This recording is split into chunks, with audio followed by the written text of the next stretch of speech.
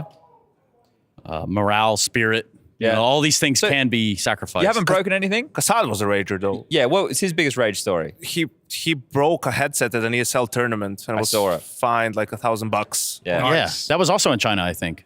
I'm not sure. Could have been in China. Was that the Beijing Haidan one? No, I think it was Shanghai. Maybe that couldn't have been the ESL event, I don't think. No. No, that would have been Starletter. Interesting. Yeah, I remember him saying like he touchdowns. I wanted to break them a couple of times. That's for sure. But you got restrained. But yeah, that was because, you know, I have respect to other people's. Has anyone here broken property anything and- while gaming? Rush, you're a bit of a rager. No, I just get slightly frustrated. It's not like Chad, bro. If he loses a clutch or something like that, I'm not gonna say the bad word, but he goes like heck really loud, but he says like a different word than that. Yeah. I've heard Chad really rage. Hecking hell. I think one time there was a time I was playing Danger Zone actually, and a guy was chasing me. I punched a box, got dualies, had to reload them. You know, they come empty. Of course. Took forever to reload them, and then he Zeused me last second, and I hit the death. Oh, I did, yeah. Yeah, I punched a monitor once, never in a competitive environment, just at home, and it was my secondary monitor, not my main monitor. Well, also, I mean, depending how long you've been playing, if you've punched your monitor like that, there's not always a replacement to fix it there on the spot. No, well, especially imagine punching one of the CRTs back in the day. Yeah, that somehow hurts everybody involved. Like, yeah. I think the panels today are a little bit softer, a little bit lighter. I did break a headset once. There you go. The While old coaching? Siberias. No, while playing. I was just, you know, when you like grab them and you're like, they were easy to break. It just popped. Like, that was it. I've never broken a mouse. I've punched a keyboard and keys have come out before. Yeah. That's pretty classic. Yeah, the kind of keyboard cool smash. too. Yeah. So- But guys, if you are having anger issues, there is a number you can call. What's your phone number, Rush? I'm not answering. That's +44. You're not answering them? How do you know it's how it starts? I know. Under the first I might have a German phone number now. No, but look, I just thought maybe we could talk a bit about gaming and raging, but no one has any good stories. No, I mean, I have had my troubles. Your troubles? Yeah. Well, I have. I get so invested into the Counter-Strike that either my inability to perform or a teammate's inability to perform in that moment when I'm so invested, I have quite a spectrum of emotion. Oh, where does it get unleashed? I'll go from riding a very high to when it doesn't really get unleashed, more like passive aggressive snipes. Okay. Yeah, as in I'll just be like, you know, guys, can we? It's 40 seconds left. Can we communicate? Or like I'll be dead and be like, you're not saying anything. I'll just kind of backseat a little bit. I've played with Hugo before, so I know what it's like. Yeah, exactly. We all. Bloody hell! Why is he taking a dig at you, It's Byron? okay because I'm sitting here zen because I don't rage outwardly. You know, I rage inwardly. I'm not going to scream at people. It's like holding in a sneeze. I'm not You going to have to scream be at people. good and want to win to be well, in a position to rage. What are you going to It's rage fine, about? it's You don't fine. care about anything. I won my you just last- sit there and throw games for us. Like, Don't worry. you try to knife people in pistol Yanko's rounds. doing Like, I've you done can that. do Yeah, I've sort done of a that. thing. I want my last Of official on course the you're stage, chill. Yanko. Like, of course you're Yeah. having a great time. Like, you're having the time of your life, really. So right here- let's play a Face It pug in China. No one tells. All good, bro. Chill out. Zippy, can I call you Zippy? Actually, my name is Chipek, so Zip. Yeah, I just think Zippy's got like a cooler ring to it, you know, like for the youth. Ladies and gentlemen, boys and girls, welcome back to ESL Pro League Season 19. Our next matchup featuring one FaZe, one Astralis. And of course, on my right here, I have Polish Counter-Strike legend Neo. And then on my left, I have Ruga, freshly appointed over there in the Astralis camp. Now, gentlemen, this is called post-veto clarity. Now, what that means is there's a real chance that if it's done right, there will be an ejaculation of information. Are we ready to go? Ready. It's pretty simple. You get to hit your buzzer if you think you know the answer. And if you answer it wrong, you get a chance to answer it, all right? And here we go with question one. Who was your opponent's latest roster change? Go on then. Trist for Frozen? That is correct. That'll be one for Mr. Ruga and Astralis. And as I flip this around, there we go, perfect. Okay, question two. Who is your opponent's permaban? Anouis? That is correct. What would you have said? This is, for them? Mm-hmm. Vertigo. Yep. Which is also was an acceptable answer here. Okay, next question. As the score is what, 1-1? Are you guys keeping count? Yeah, who knows? Who is your opponent's highest rated player since the new rosters have been on board? Oh dear. Oh dear. I'm gonna go with Frozen. He's correct again. Man, this guy does his homework for real. Like he's a teacher. I don't know if you know that. That's crazy. Okay, what is your opponent's current world ranking? 1.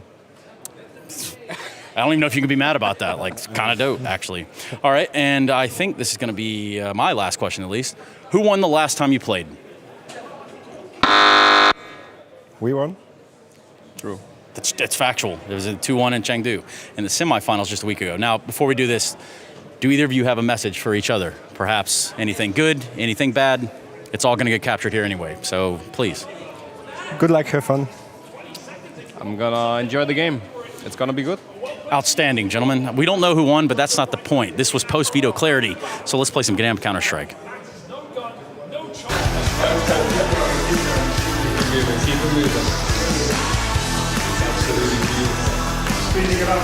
I was playing almost 10 hours a day. When I come back to school, I was playing. Weekend, I was playing. Holidays, I was playing. Hello. And welcome back to the final game of the evening. Hopefully rage-free for this one. We have Yanko and Machine with myself. And Astralis taking on FaZe, a rematch thrice on from Chengdu. We had Astralis take him down in the group's FaZe, show him how to do it on stage. And now we're back in the comfort of Malta to find out who will be going through to the playoffs. Yeah. Freestyle rhyming all of the time. I've got the map beaters up on the screen, feeling like a dream. I'm with Yanko P. I like it. Thanks. It felt good, like it was a good beat. Brokey kind of got me into it. What do we think about the veto, Yanko? I think it was to be expected. The picks didn't change yet again, right? FaZe did a better job second time around. The Nuke, Astralis won Ancient both times. Can just keep rolling with it. And I think it will be interesting to see how FaZe approaches the game a little bit, because they didn't practice after Chengdu, right? Like they just took some time to relax, and obviously they played so much Nuke during Chengdu, even before at the major. Like, you run out of things. You've done pretty much everything, and Kerrigan was talking a little bit about having to refresh the playbook, and I'm sure he's for this game he's come up with like 1 or 2 things that he's going to add into the game. You know, maybe for the first gun round, maybe a new combination of smokes that they haven't used for a while, right? Just something to throw Astralis a little bit off kilter. Yeah, well, with the first map being Ancient especially, that was the map where FaZe got nothing done. 13-5 in the semi-final. That was the one where Bro had a couple of clutches. Huge that was the one 1v4. before, right? And that's, I don't think FaZe won a round after that in the first half. They were actually in the lead in the first half. It was looking good for them, right? They were 4-0 up. It was the reset round. I think it was when the score was 4-1. And even after that, him and someone else had like a 2v4 or something like that. So a couple of clutches really hurt FaZe in that one.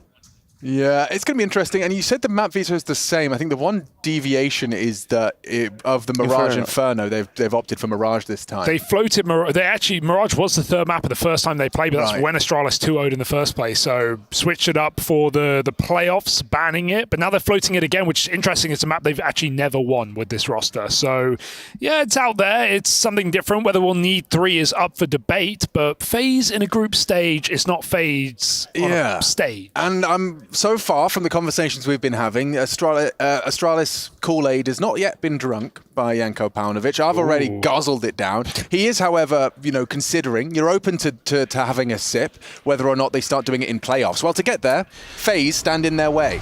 Certainly a good test of their might here this evening to find out who'll be going and joining 3D Max in that upper bracket match, and of course locking themselves into the playoffs in week 3 here in Malta. Let's get into things. It's Ancient Map 1 and Nuke Map 2 between FaZe and Astralis. Let's get into things. Very interested to see more from Astralis' Ancient. It's a map that I feel like they've got the most kind of refined CT side on. They'll be taking to that second, though, so we'll see what their attack is. As a whole lot of nades. I will say one of the most obvious and glaring deviations in Device's game is that he's doing a whole lot more of the util. He's got 4 nades on his belt loops as he throws out a decoy. And we will see a smoke towards the red room to get this T-side pistol started. Frozen on the receiving end of a lot of bodies. And he's actually just going to go down empty-handed. There is a test for Ops immediately. And it's Yabi that puts him in the dirt with that scavenged USP. Now the pressure on. Hey, he's taken them all down. Device will find Rain. Round done. Crisp for Yabi. That's what we like to see. Him and Stown in group stages as well. Certainly a threat. And, you know, Alex, talking of the Kool-Aid, talking of the Astralis era back on our screens, perhaps, was it you that said yesterday, number one team, we just don't know it yet? Yeah. You know, tongue-in-cheek, but also high expectation, which I like for this team. I think this is the perfect event to prove it when they've already got the reel from Chengdu knowing that they can perform against tier 1 teams. And now we're in like this perfect, essentially group stage event, no big stage for the playoffs here in Malta, a small crowd and high stakes, but you know, we want to talk Stown and Yabi. We have seen them crumble in playoffs. I don't think Pro League's the same, though. No, that's fair. Have they won Pro Leagues on LAN? No. Why not? They weren't the best team. Yeah. I mean, if it's not a big stage and, you know, it doesn't really matter as much, so why can't that would be a perfect tournament for that old heroic squad to win? You're absolutely right. They won the online one, though, Alex. You remember that? Yeah, maybe with Bro and Stare at the helm, they'll be able to have a degree of consistency. It'll be good to see Bro and Stare tested in this environment a bit more after Chengdu. Pretty sure they got grouped last season. I'm double checking it. Yeah, they got grouped by Monty in the lower bracket. So that's when they made the changes. Yeah, they're like, yo, this Bro kid's pretty good. Yeah, he was on the team, actually. Oh, dear. Well, it's a long way to winning Pro League. We'll say that. There are rounds on rounds on rounds in those playoffs. And you can skip a couple on maps on maps, as we saw and discussed yesterday. Over 106 officials this year from FaZe Clan. And Astralis has played like 15 or yeah, 20, exactly. you know, at most. Yeah, that's what happens when you miss Copenhagen. This is a lineup for Device, going to be throwing out a smoke of his own design. And very simple finish. Just going to be walking on into the open bomb site, collecting themselves their second round. I guess it's in FaZe's best interest to have a second bite of the cherry with these three, Deagle and SMG. Yeah, never count out a Rain, Deagle, you know, Brokey as well, so no need to force too much in this round, just play for the next. I think for me, it's just, yeah, sure, Astralis has looked good, and then you have Chengdu where we didn't have, you know, no Spirit, no Vitality, no Navi. And the first playoff game, they end up losing to FaZe. Okay, that's a tough opponent, and they beat them in groups when, I mean, they're probably going to beat them here as well, just because it's a group stage game. But I think there has to be, the body of work has to be much bigger before we can talk about them being the best team in the world. Like, what? You really are drinking the Kool-Aid. Like, I think there'll be a contender team. I thought this for the old Astralis lineup. At the start of the year, I pointed out them at Spirit as two of the teams that weren't, like, in the conversation, that have potential to be really, really good. Was right about one, was really wrong about the other. Yeah, but it's a scatter shot, you know. You just celebrate the ones you were right about. Absolutely. Yeah. You don't talk about the other ones. No. And then you just look smart. But I will agree that, you know, the early signs look good. There's good team play, good structure. Yes. Right? The vibes seem good for the team. Device hasn't forgotten how to play just because he's an in-game leader, if anyone thought that was going to happen. Well, he did have a bad series last time these teams faced. Just 28 frags in 3 maps. It was an unlikely performance from him, 0.87 rating. And that might have been resulted in some of the monitor abuse we saw. Hopefully production will be keeping their eyes tightly on the Device cam. He promised. Yeah, but we've got to hold them to it. Yeah. Oh, yeah. You've got to be careful when there's a Rain Dig in the server, as Yanko said. He's fired off a pot shot. They are walking into the stack as it currently stands. What could go wrong? Well, with good smokes, probably not much. You molly back pillar. They can only really be cubby. And then you smoke short and wrap on into the site. They've got themselves in. Very few opportunities for FaZe to contribute. Nice and easily done for Astralis. The more alive, the better. And FaZe will be buying up next regardless, so Astralis don't feel the need to go hunting, go fighting. They will just relax. As will we. Does Rops get away with his SMG? No. No, he does not. And I think what, you know, when you say... Come on. That's so geeky. And then Bro gets the cross. Who cares? Oh, yeah, you know. Let him off. Imagine he gets that rifle. That would have been crazy. So, all good in the hood. 3-0. But when you talk about a team having like good structure and fundamentals, it's things like this, you know, not missing your utility, actually using the utility that you have, not leaving things to chance, covering each other, having good team play, right? And we see that from Astralis early on. Very much so, which is usually something that takes the longest to develop. So the fact that it's... Well, it's the foundations that matter. You have to make it that way from the get-go. Yes. It's difficult to change midway through. That makes sense too.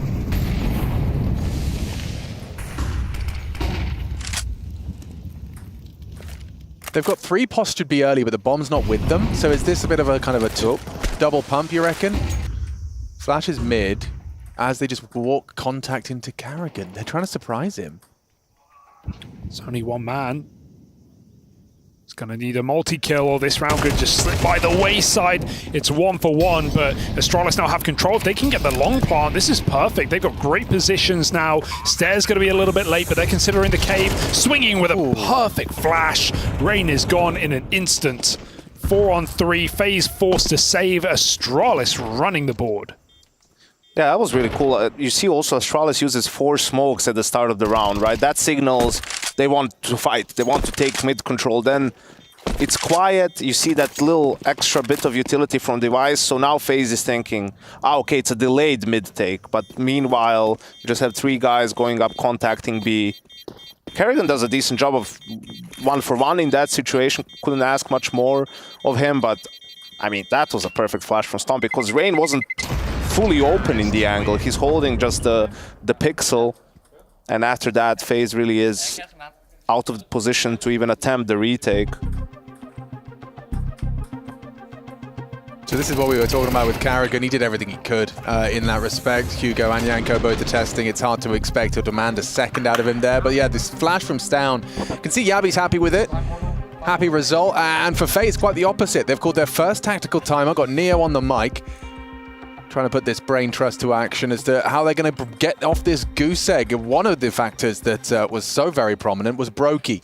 Brokey certainly helped put Astralis down in their affair in that semi-final. We'll see if he's going to show himself, yet to see his name in the kill feed. Well, now he's got that AWP. You would expect to see some aggressive CT maneuvers. It's not always Brokey's cup of tea. Let's see. Round 5. Zona arqueológica. You know, Hugo speaks Portuguese, just doesn't tell anyone. Yeah. It's crazy, isn't it? It's wild. It's like his little secret. I'll whip it out eventually. One day. Some say I'm joining Furia, but they wanted to go international, so... Oh! Well, that's a pace change. Off of the complete course. pace change. They're just running at them. They're in B. They are through. And it's over unless Robs has actually managed to catch the perfect little angle onto Yabi. Wasn't ready for that one, was he? But bro, again, this is a triple kill impact round. He's just run up the ramp and killed 2 Yanko. Is that it? Is that the strat? Yeah, just go B? Well, it's just also, you know, FaZe is taking a timeout. So sometimes teams like when the opponents take a timeout to CT, you just switch it up. You call something fast. You call a rush to sort of throw their plan out the window. But this is something that Astralis likes to do. They have a lot of, on Ancient, they have a lot of momentum calling, and they have these plays set in. I think the only thing that was missing for FaZe is an extra HE, right? Like those HEs just completely stop any sort of a rush, and I think it was a molly and an HE, but it was even a little bit deeper, and you could see how Bro went through the flames and just, I mean, that was a spray transfer from him as well. Set up aggressively as well, able to trade that 3rd player. Let's check it out. Perfect molly on default. Bro sweeps him. And Brokey, some nice shots on the save will allow an AWP, but it's an eco otherwise. Actually, I say that, they can buy full. Little tech for FaZe. And Astralis with some El Clasico cooling, just pace swapping. 5-0 up on T-side Ancient. Their pick. And in full control right now. FaZe need answers quick. And yeah, I think it's just, you know, if you want to, you know, you stop a rush or you make it really difficult with HEs, right? They can always smoke the molly. And even now, if you do end up throwing the smoke, sure, then you don't throw the HE because it will, you know, break it, but you might not see them coming, you might get blind, and the fact that they're running through the smoke doesn't help you at all. But that HE does a lot of damage. It slows them down. You go deaf as well from it, so that makes it a little bit more difficult to sort of orientate yourself.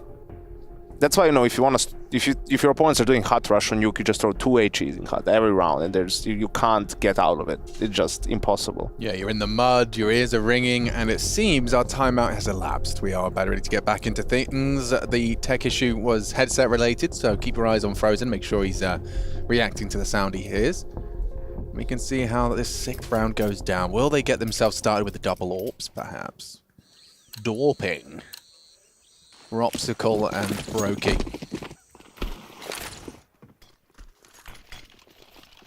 Had a lot of those instants miss today, and more of them in this round. Astralis is going to swing out mid, fearless here. Stares through the smoke. Oh, he has a feeling, and he fires right through. That is gross. Dirty. This is the same smoke combination like the first gun round. Now they just actually go for mid, and Stair hits a blinder. Oh, Robs. Oh, he's feeling the pressure. So is Carrigan. The molly forces him in. Robs can get away with double. Go on. That's for good measure. That's the second AWP difference. Brokey puts his name in the feed as well. Now Yabi finds himself towards that big box. Good luck, have fun. Half HP and 3 to find. Molly's well placed. Does isolate Robs, forces him wide. First of 3 is clean. Just got to find out where Rain's coming from. He knows Brokey was CT AWPing. He's already naded him down, but Brokey's on the full reset, setting up so FaZe can trade, and Yabi doesn't have forever. He's making a cross. He's got to get past this donut angle, though. Back for the bomb for Yabi. If he goes cold and quiet, he can make FaZe doubt this, but FaZe aren't the type of team to move in this position. They just stay centered, ready to fight with one another. Yabi has to cross pass, and with this long and Brokey not attempting a peek, surely Yabi's made this read. Clearing temple, 25 seconds. You must know what's going on, but this AWP on the cross might just end the round before it even begins for Yabi, unless he swings it. Oh, great shot! Sheesh. 1v1, can he work it out? Where's Rain gotten off to? 15 seconds, Yabi fake again, forcing a fight. Rain goes out and saves the round for FaZe. We needed a hero. It was getting out of control, and Rain is that guy. Whoa, yeah, I loved the read from Yabi. He really pieced that round together. Well played by Rain, just quicker on the trigger, but a very valiant attempt from Yabi to keep the sheet clean. It would have been 6, and considering the way Rops had racked up this triple, the fact it even got close is admirable. This is Rain's closer. You can see not a single bullet touching him. So FaZe are on the board. That's important. About time. Comes at a cost, though. Ripe for reset, with Astralis taking 4 kills in that round. 2-1-2 start, interesting. So they are worried about something quick and pacey towards A. Back to that B side comes Frozen. Could flash Carrigan down the ramp. Might be the best option with the MP9. Timing is everything though, and the AWP waits. Very passive for Device, hoping to find this Dane. Carrigan's just jiggling with smoke, so more of a reaction flash lined up for Frozen.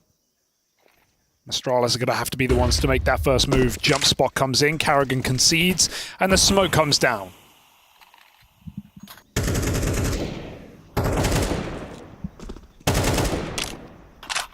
Let's get that out of the way.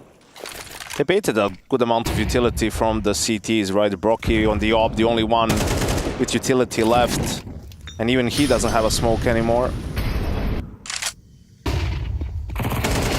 Nice push though. Yabi manages to get the trade from Carrigan. Just pushing down the ramp, so just Rain and Frozen here. A lot of responsibility on Rain. They know his default as well. They wish they had a molly, but the gun will do it instead. Yabi can pop them out of the cave. It's only Frozen in the sight. Frozen's got so much to do here if they want to even have a look in at this round. The molly's going to limit his options. He's got nothing. There is a little bit of an opportunity. If he gets this first one, he could peek around the Molotov. Ice on fire. And a potential second. Now his hopes dwindle. Robs and Brokey are flirting with the idea of coming back for this one. Not far off on the spam towards that corner on the reload. Oh, Yabi nearly lets it go. Brokey, he'll find the force push of Yabi. It's too far, isn't it? That's what I'm thinking. Brokey and Robs, they are sniffing it out. He's being loud about this. He's throwing for it. They're going for it. 1v2 for Robs. No kit now. Brokey may have had one, but he's got to get out. Yeah. They concede the round. Astralis will take it, albeit a costly one. But Device will save his AWP regardless. Astralis are happy with that again. Just catching that default player, and they're winning B off of 1 kill, it feels like. Even though Rops was it, or who was it, Rain? Towards CT, hangs around, still gets a 1-for-1. Frozen. Frozen, that's the one. That guy. This is the kill that wins the round. And we saw that happen a couple of times to Rain. I mean, okay, first time he was full blind, good flash play from Astralis. This time he is forced into a fight, he loses out the duel. 2 timeouts forced already, 7 rounds of play. FaZe are in the washing machine.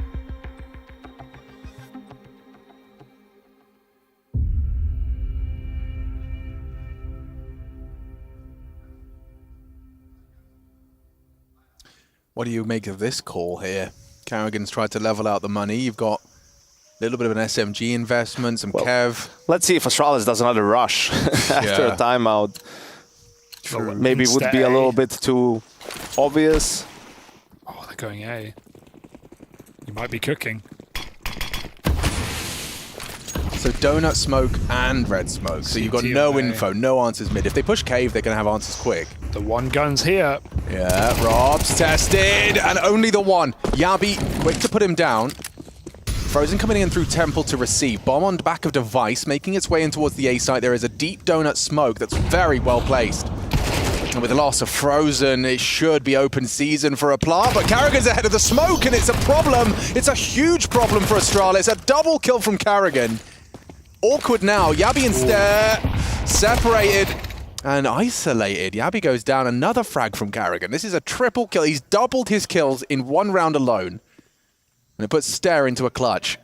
Felt like Yabi had the perfect play for a kill there with Carrigan forced into him by the nade, but he wasn't ready for the close fight. And that makes his clutch very difficult. If Brokey dies, Carrigan can trade. He's looking the wrong way. This may be just 2 kills instantly for Stare. I don't know if Carrigan can turn quick enough. There's the kill. Carrigan in the open. There's a double spray from Stare. 3 kills in an instant. And another clutch for Astralis. How's he done that? Yeah, that 3rd is sick. Actually sickening. Full control of that. That's a headshot on the 3rd. We'll watch that one again. This, I can watch this in super slow-mo. Look at the control. Wow. Headshot. Oh. Yeah, yeet. Everyone looks up. That's the power of the glass. You just have, hey, how are you feeling about that one? How does that one feel? Oh, and just Carrigan hearing his countrymen yelling them down in Danish. Oh, hyper-aggression. It's actually worked for FaZe. Pace changes have been really nice for Astralis, right, in this T side. Even though this round is a little cooked now with a missed Molotov, they've got more to throw in this corner if they really want to clear it, if they really believe, and they did. Rob still goes 1-for-1. Carrigan through the smoke, punished by Device in a very default position. Not a 2v4, lads. Yeah, this would be awkward. Rain can save the day right now. He didn't spot Yabi coming out, but low health. Oh, he's just ring around the rosy. Rain, surely someone called it. Yabi did. He knows what's up, takes that kill, and now the bomb path is open on this B site. Rain is not having a fun day, Alex. I can tell you that. Oh, the little tiny timing. Brokey, he's having a hot and bothered time as well. Straight through the flames, down to 40. Devices posted, and a nice shot to make it a 1v1. He could even do it on the pistol. Oh, Yabi stutter steps. Evades the first shot. He's such low HP. Even the molly could cause problems for him. The smoke will already get Yabi nervous. That really limits his options. There is time on this. No kits. Yeah, he has to just hope and he's pray. lost it. Yabi just charges through, and he's on his way out. Accepts defeat. Where's he gone? See ya.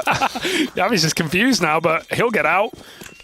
Brokey survives with the orb. Yabi dead to the bomb, but nonetheless, it's Astralis putting on another round. And a 2v4. 114 ADR for Yabi in this half so far. He's been laying it on thick.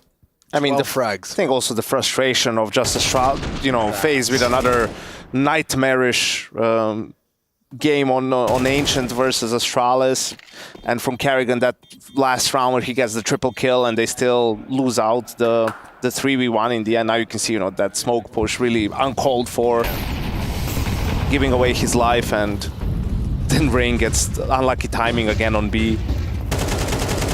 Oh, stare through smoke. Stare through walls, perhaps. Astralis have got their eye on it. And they've seen Karrigan ready at ramp. He can deploy his smoke. Astralis have just been winning rounds off of the B entries. And FaZe are cautious, not wanting to fight down ramp anymore. They lose cave control. It's 2 guns without any utility on this B bomb site right now.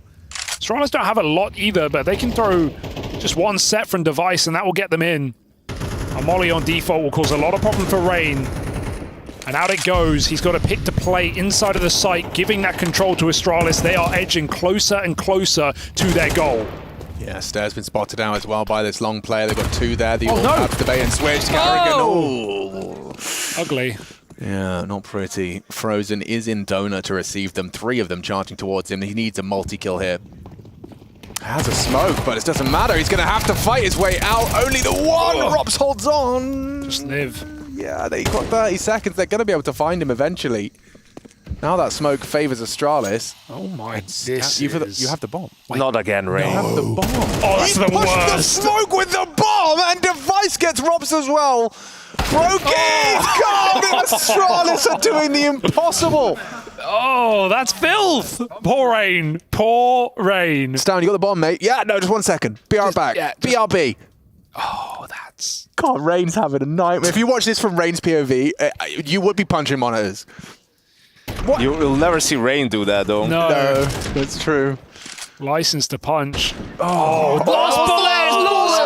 God's sake! Oh, get owned. When your opponent's having a really good day and you are having the opposite. Yeah, another missed insta. That's 2 now for FaZe in middle.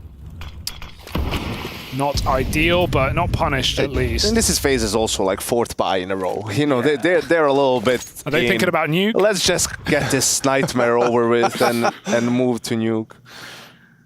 Oh dear. Not purposefully, obviously, but also, you know, like you're always look at the money for Astralis. They're winning how many rounds in a row, and you know, if they lose this 1 round without a plan, their buy isn't great. It's been in the 4 rounds won. They've had total 4 players alive combined. FaZe just want to finish the job, put them on pistols, but it won't come easily here as we look to round out the half. Astralis, B-pick, and they wait for more. Device missed shot. They're coming swinging. FaZe are fighting for this control, and they may live to regret it. Re-aggressing in cave is nice, but Device has sniffed it out. He's moved all the way up the ramp. He saw exactly what they were up to there. Boost up for Rain. Got a nice angle. Frozen provides cover. They need this kill. Rain is there to help out. Device hunts the kill down, and Frozen's low should be easy pickings. No one can finish their meal. Bro goes back for more. This is so ugly. 2v2. Robs can save the day. Bro needs another clutch. Yeah, but this is what Bro does. Especially on Ancient, he sees you, spots the shadow, but with 15 seconds, I just don't see a world where he's going to be able to get these kills and get that bomb. 10. Yeah, what are you doing, bro? Where are you going, bro? They're just playing with him, hiding in the smoke. Thank you very much. They might even be able to try and kill him after time. They'll get him. Got ahead of it. So 2 rounds for FaZe, just their 2nd round so far in this best of 3. And what you were saying, I think, is perfectly going to be embodied here in this final round. They've just had their fingertips on in some of these round wins. As you said, 4 alive for Astralis in the 4 rounds they'd converted most recently. And now they've got, well, it's Tech 9s for the final round. Will FaZe find the 3rd? It feels necessary. Most definitely. And it's one of those games where you're like, okay, this is just not our map, and you're still trying. Oh! What? He got a 3rd? 3 on the spray. Okay. He nades the smoke and owns them. But all it takes for that to change is just a couple of rounds. Like moments like this, where your player gets a big highlight moment, you know, gets everyone hyped up, you're starting to believe, you win the 2nd pistol round, all of a sudden it's, you know, 9-6 in the 1st gun round, right, of the 2nd half. Nice change. And we're, I was going to say done. Device wants to long it out, give it a go. He's got Frozen's weapon. and he'll try put it to use. But FaZe put it to bed with 3 at the end of their CT side. Some crisp taps from Brokey. We'll need more in a pistol round as FaZe try and pull this one back.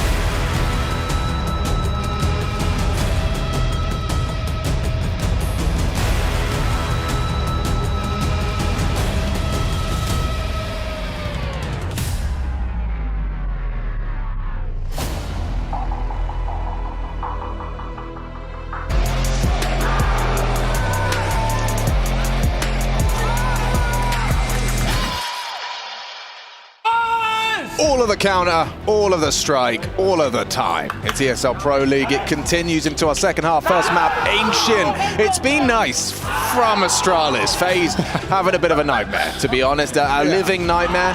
We get to kind of inception in so that we can witness and watch their nightmare unfold before our very eyes. Look, I don't want to doom, I don't want to gloom, but I think I will for a moment. The only worry here for FaZe is that if you lose this game, you tackle VP in the mid bracket. Yeah, you just recoiled at that concept. That sends you to low bracket if you lose. No one wants to be in the last chance, Alex, and no one wants to play VP. Well, FaZe does, because that's where they are every single tournament. They do their best work. That's where they do their best work. The long route. This is a lineup I haven't seen. I like it. If you want any player to have a crappy first half, then it would be Rain, because he's not going to care. Like, he's going to play the same in the second half, and meaning it's not as difficult for him to turn it around as maybe some other players.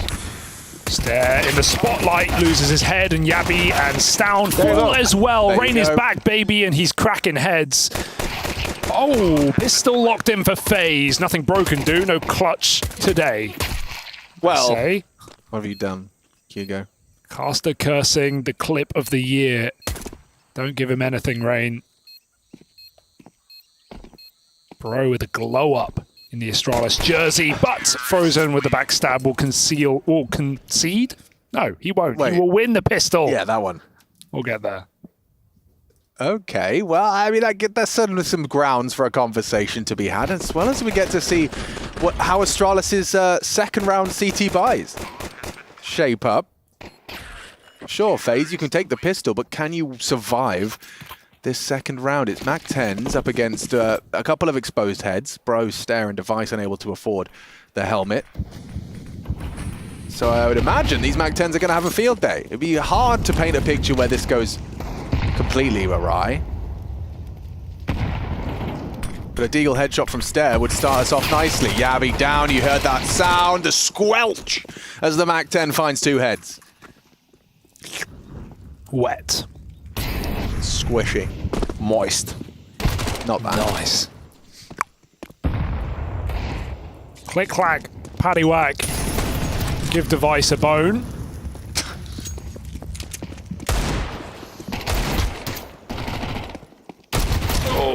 Deagle jumped over the moon.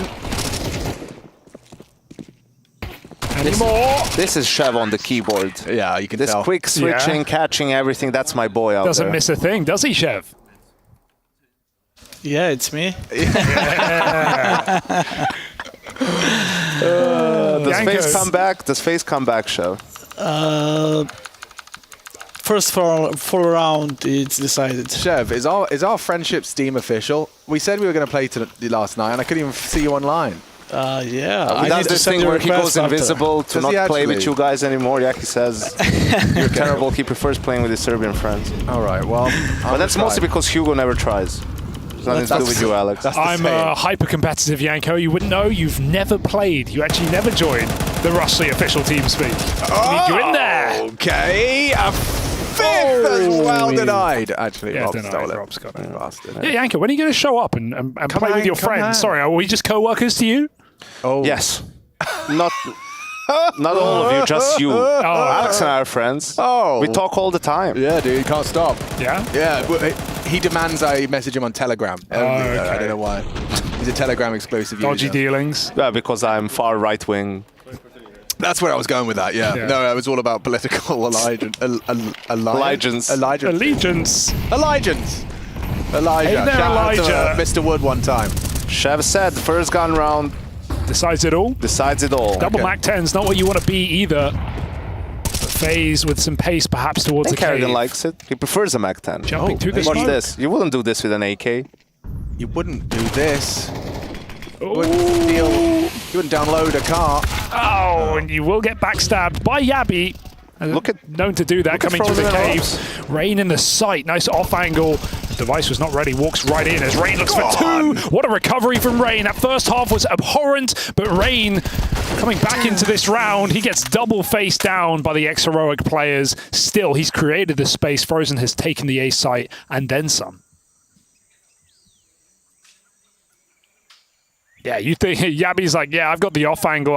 I'm past them. They won't clear this. Well, that goes both ways. No way he's ready for Frozen. Yeah, I don't think there's a universe where Yabby gets away with a kill on Frozen here, as long as Frozen just stays as he is. The line in the sand is most definitely been drawn. So with FaZe, they are clawing this one back quite convincingly and quickly. This will be number 4 in their unblemished T side. Yeah, it's been really clean as well. Yeah. I think, though, very important if Astralis can save these 2 guns, not for the next round, but more so for the overall economy for them, if they're going to be able to close out the map. It's going to start accumulating over time, so it allows you to squeeze an extra gun round or have an op for Device where otherwise, you know, you would have inferior weaponry. So they just chill their beans, and the gap continues to close.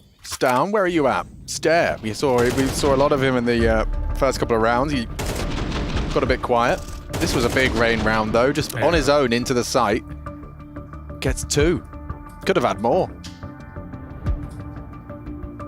Oh, okay, damn, guys. Okay, guys. 10 points to production. Flexing the camera work. I'll give that a 9.8.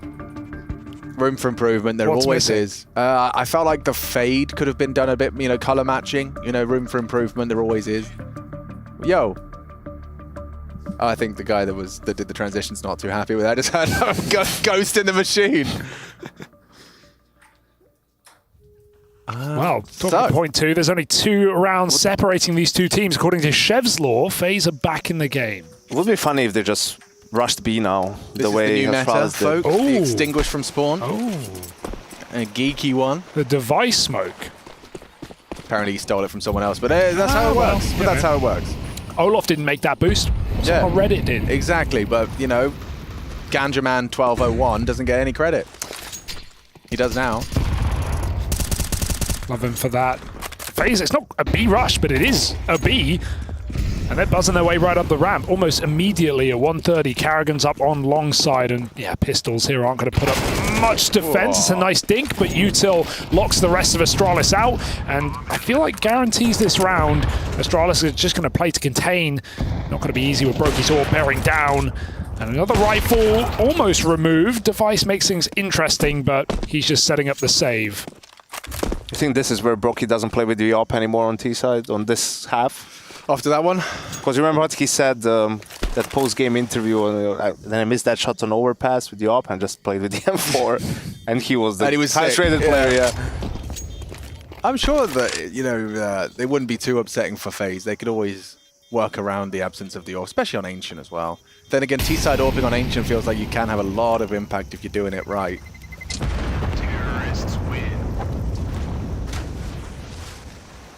So those 2 rifles, you've discussed it, gives them longevity to Astralis' CT side, but they do need to find a winning formula shortly. Yeah, this is feeling like a FaZe game right now when you consider Nuke's coming up next with a map in the pocket. Astralis' history, track record on that map, not even to mention Mirage as a third. If FaZe pull a comeback from 9-3, the 2-0 could go the other way. Now they're doing aggressive B lane util, so smoke doors. Does that get respected by FaZe? I think that's my first question. It looks like they've actually mollied and pushed through. Worth burning that smoke on the molly just to get this control. Astralis is still going to keep the pressure on. 3 strong at B. Device bearing down from long side. Meanwhile, FaZe making a ruckus on this B side, but it's all a ruse. They're walking up on A with that AW. They call it off.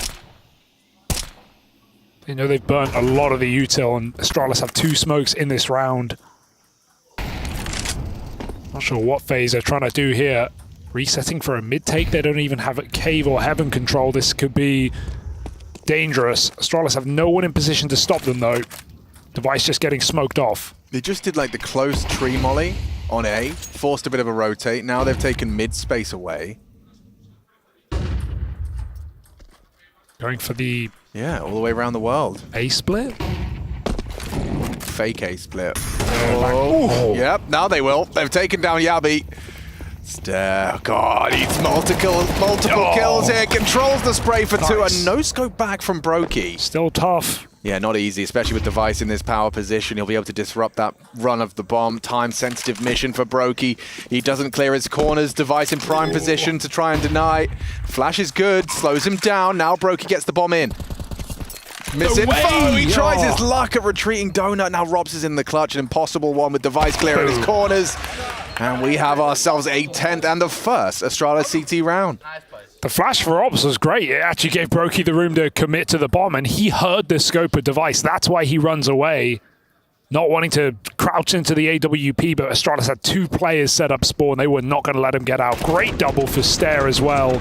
Brokey's no scope. It's the only thing that stops it. And a clinical round for Astralis where they play towards the back line, and Device is just very mobile. Plays B, mid, and A in that round. Just desperate to get involved. 10-8 now. Astralis get their first round all half. Deep Donut again. Oh, look at mid. It's all mid. It's not A. It's free. Free for now. Stare to disrupt. Just throws his head in the vice. Frozen will take him out.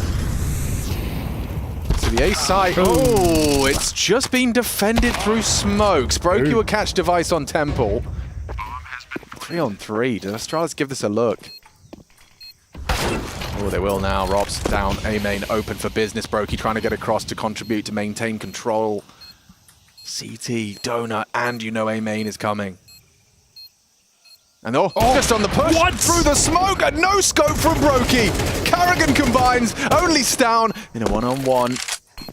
Smoke on the bomb, does have bomb's a on the kit. left. Oh, he's not on the bomb, and that makes it even worse. The smoke will fade, he's exposed. Brokey confirms he's not on it, and just like that, it's fine. Brokey's gone and done it.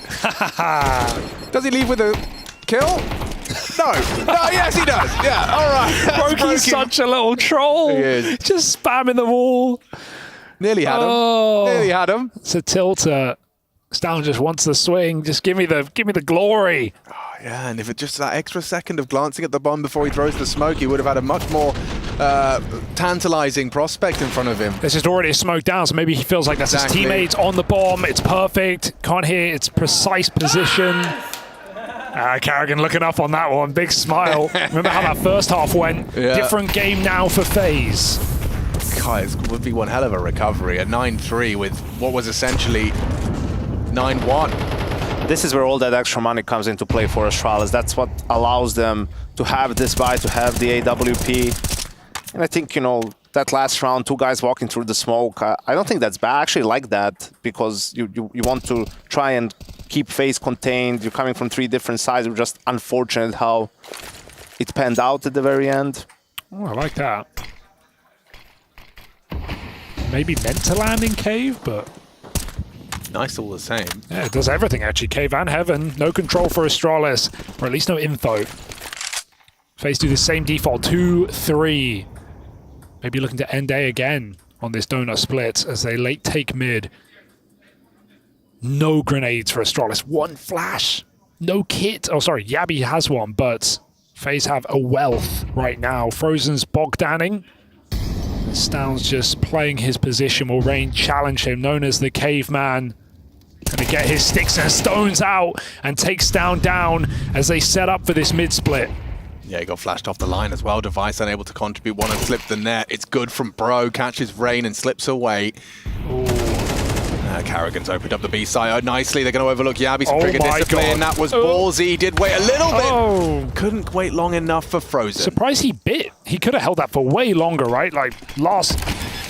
Yeah, there was no one else. Maybe he thought more players were already up the ramp. They were a little bit delayed with that bomb, but just took this shot after about 5 seconds. It's not like Carrigan turned. Gets really nothing from it. Overall, it's all FaZe. And even Stair has to fight for survival on the save. Should be okay. FaZe don't have unlimited money.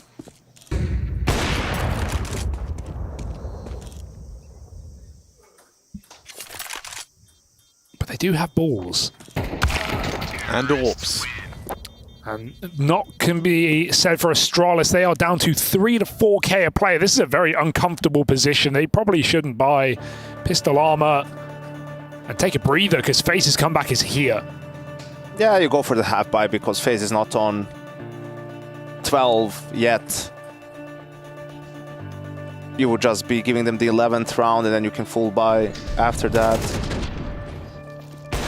That was actually pretty sick considering it's from Frozen, right? Yeah. He's on 10 HP to get that trade kill on Yabby.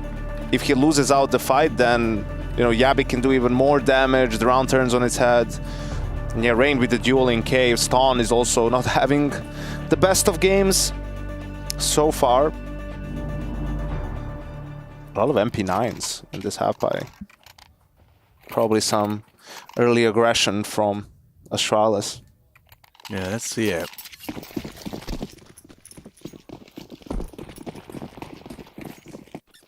So you start with 3B. Yeah, be responsible for middle. Oh, I like the underhand of the smoke. It limits their donut options. They're scared someone's behind it. Frozen will track round to red. FaZe are looking for early B again. Astralis will meet them there. Yeah, this flash could catch Robs in his current position. Nice molly.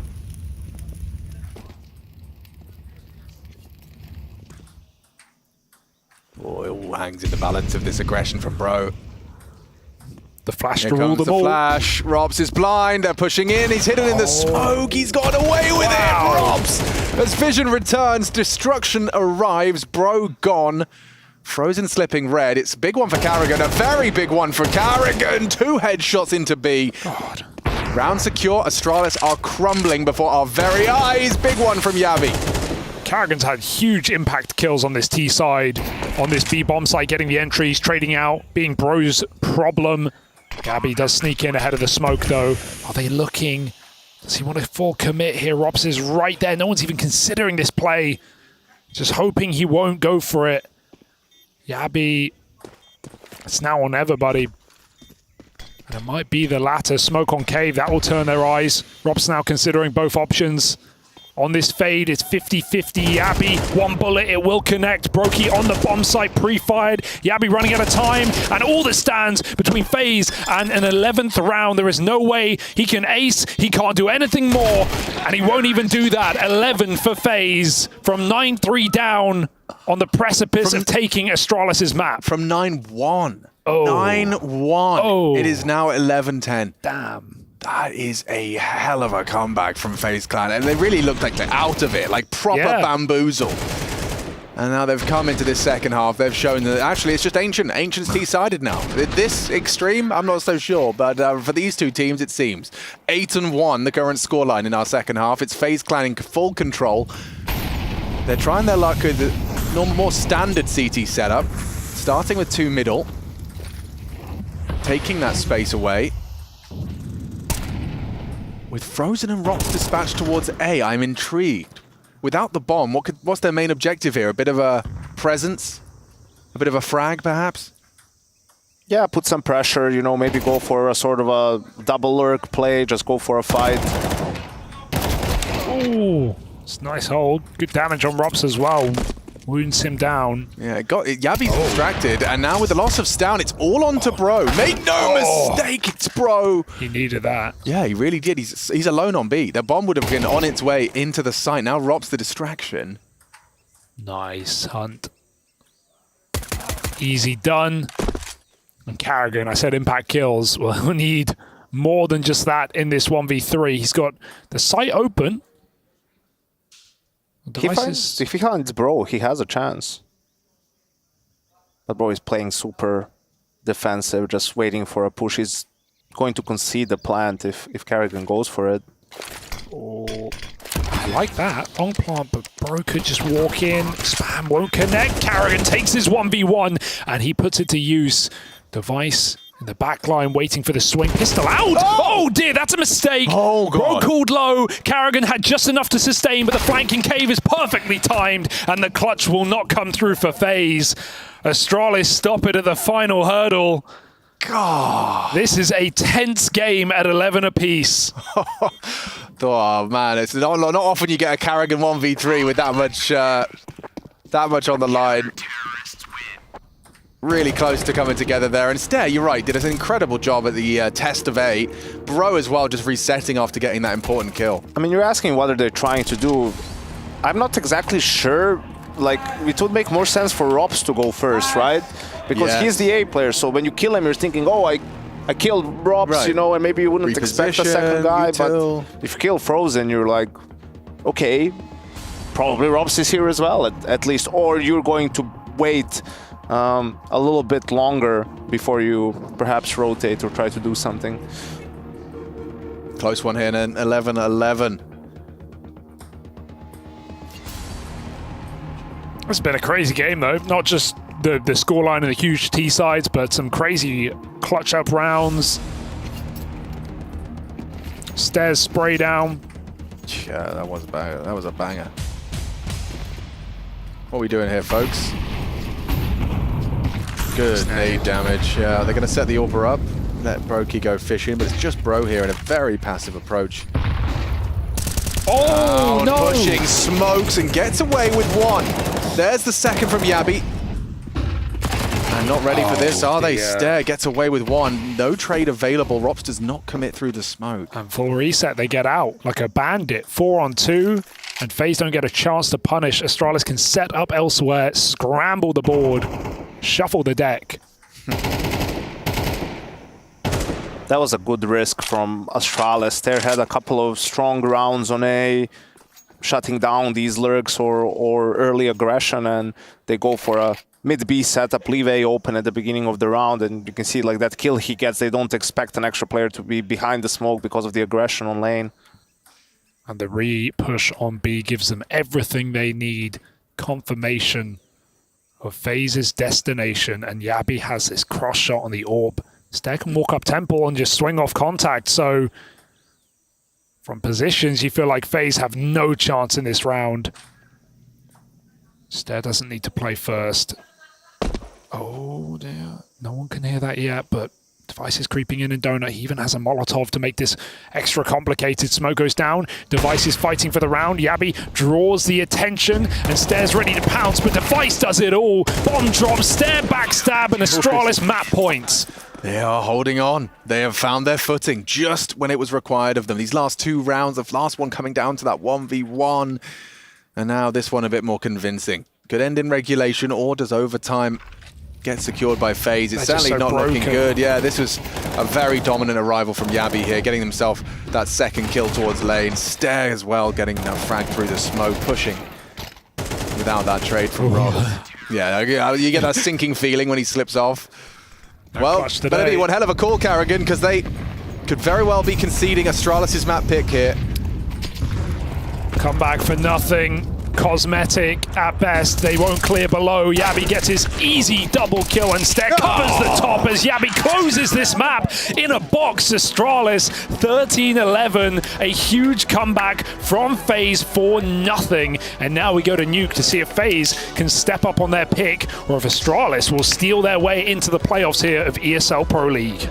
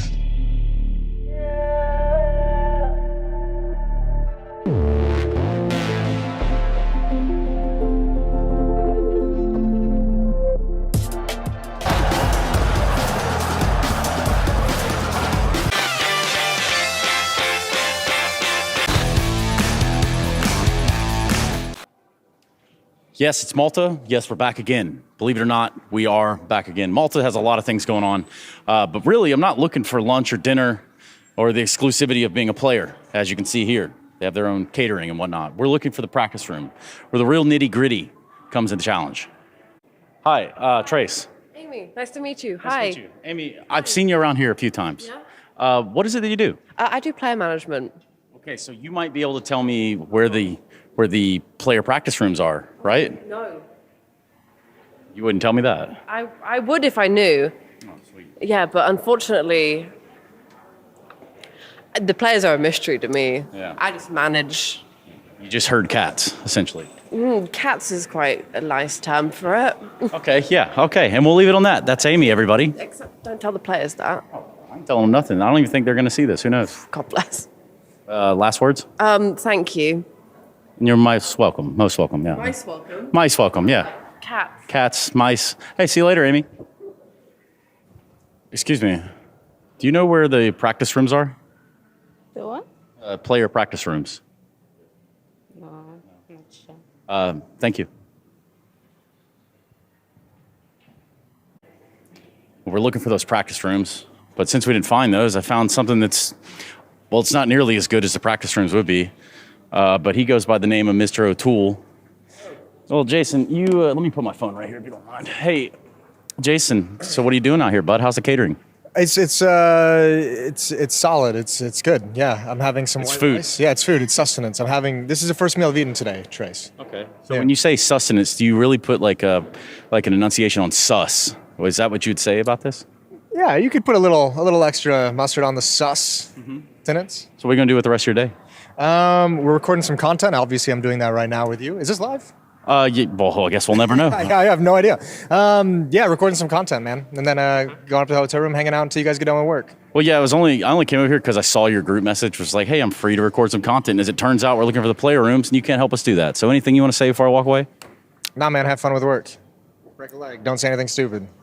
You want to explain the meaning of break a leg? I actually don't know it. You want to know? I can tell you. Yeah, I do want to know. So the idea of breaking your leg, go break a leg so you get cast a roll. Like you get cast in a roll. Okay, so yeah, you get a cast. That's. Now you know. The more you know. All right. Thanks for nothing, Jason. I guess I don't need this. Maybe some teams here will. I'll just put that down before I break something that ultimately doesn't belong to me, because that's not cool either. Still can't find the player rooms, and I guess they're not playing out here, are they? Look at this. Still no sign of practicing players. That much I can tell you for certain, because it's definitely getting windy out here. Now, I'm not a weatherman. By trade, I guess I could try it, but today's not going to be that day. We're still going to find this practice room. I swear to you. I swear.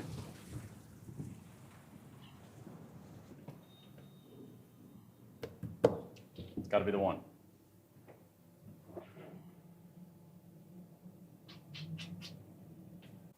I've searched every possible corridor I could find. In fact, there's arrows on the walls here, and like that really hasn't panned out or paid off. So I think we've got to be getting close at some point. I was told floor 5, which is where we found ourselves, and boom, go figure.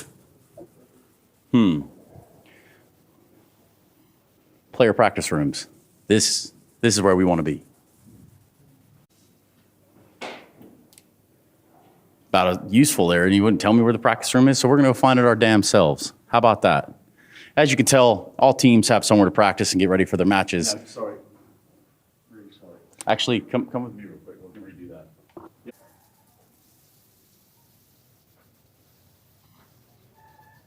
All right, so we found the practice rooms. That's a good sign. It's apparently all in the same place. Who would have thought? It's not at the pool. I know. All right, come on in. So, privy enough to look into one of these practice rooms. Obviously, FaZe going to play the game today, but you can see, holy smokes.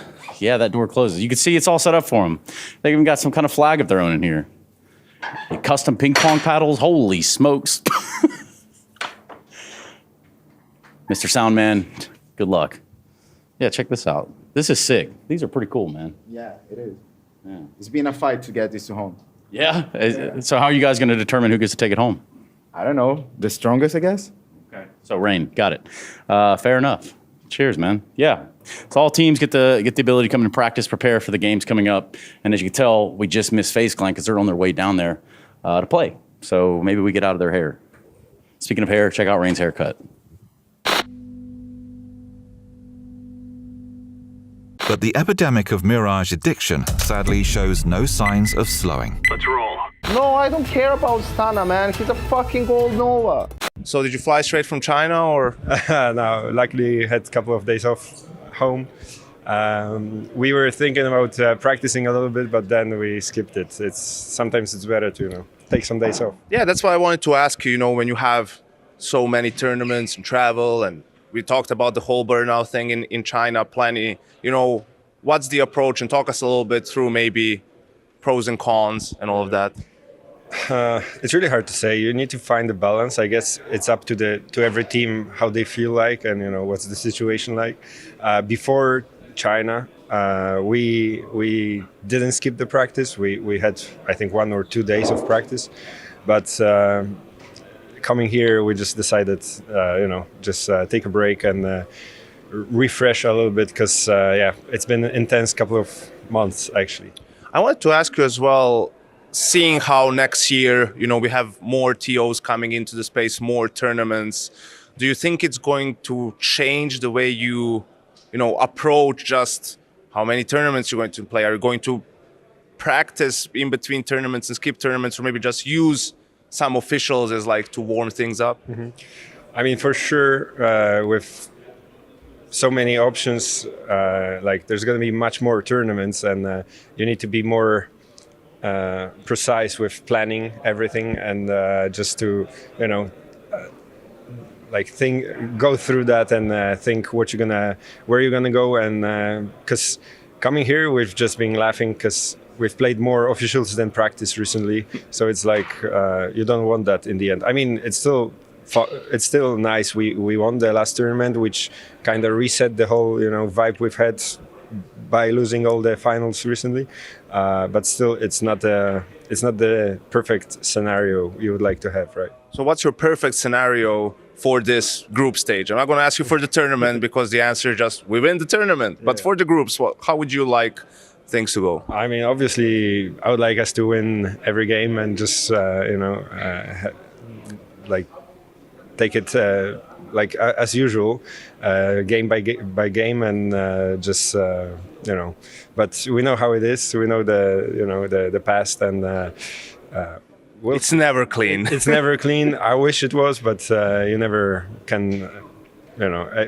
We'll see. We'll take it step by step, I guess, as usual. All right, Philip. Thank you. Thank you. Best of luck. At some point in every gamer's life, there's a question to be asked. Do your clothes match your hobby in any situation? Or do they just represent what you dream of? No matter what situation, there's always the right wear and the wrong. The only real question is, which are you going to choose? Decide for yourself. Smokes. You see a double smokes in the same place there. Simple just jumping casually into the side. Wait. What was that? Never miss a play again. Simple. That's not allowed. This is not FPL. This is a major. Finally. With Faceit Watch, you're in control. Switch between player POVs live and see the game through the eyes of any pro. Never miss a moment with replays. Relive each highlight on demand from all angles. Watch it, control it, face it.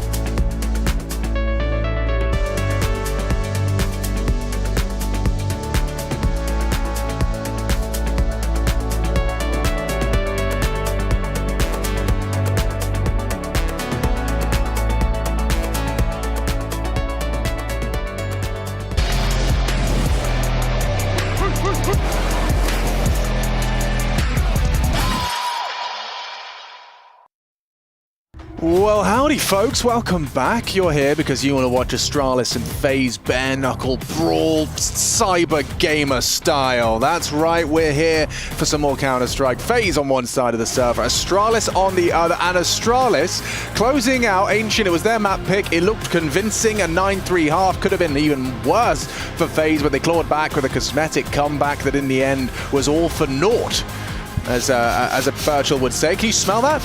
Yeah, that's a 2-0. That's a 2-0 cooking for Astralis right now. The Danes looking to right the wrongs of Chengdu. On Nuke, no less, though. Is this kind of FaZe's thing? This is their... Yeah, but it's just a group stage game. They don't get out of bed for them. Precisely. Well, we'll go through the motions anyway, as we've got the Molotov towards the hut position lined up. Bro's got a Zeus. It's down. He's got a bullet right between his eyes. Yabi the Doorman, he's going to be disrupted. Oh, Brokey. He's just up to his usual tricks, being the most nonchalant and best player in FaZe. He didn't even fire off a bullet, Yabi. He was just pressing E this round. Who picked Brokey for their MVP? Me. Okay, not bad. I reckon because he played Arms Race during Chengdu, and had like 30 hours on Steam, and they didn't practice in the meantime, that's gonna elevate his skills. So you think the less Brokey plays, the better he gets? Yes, it's like he conserves all the energy for the games.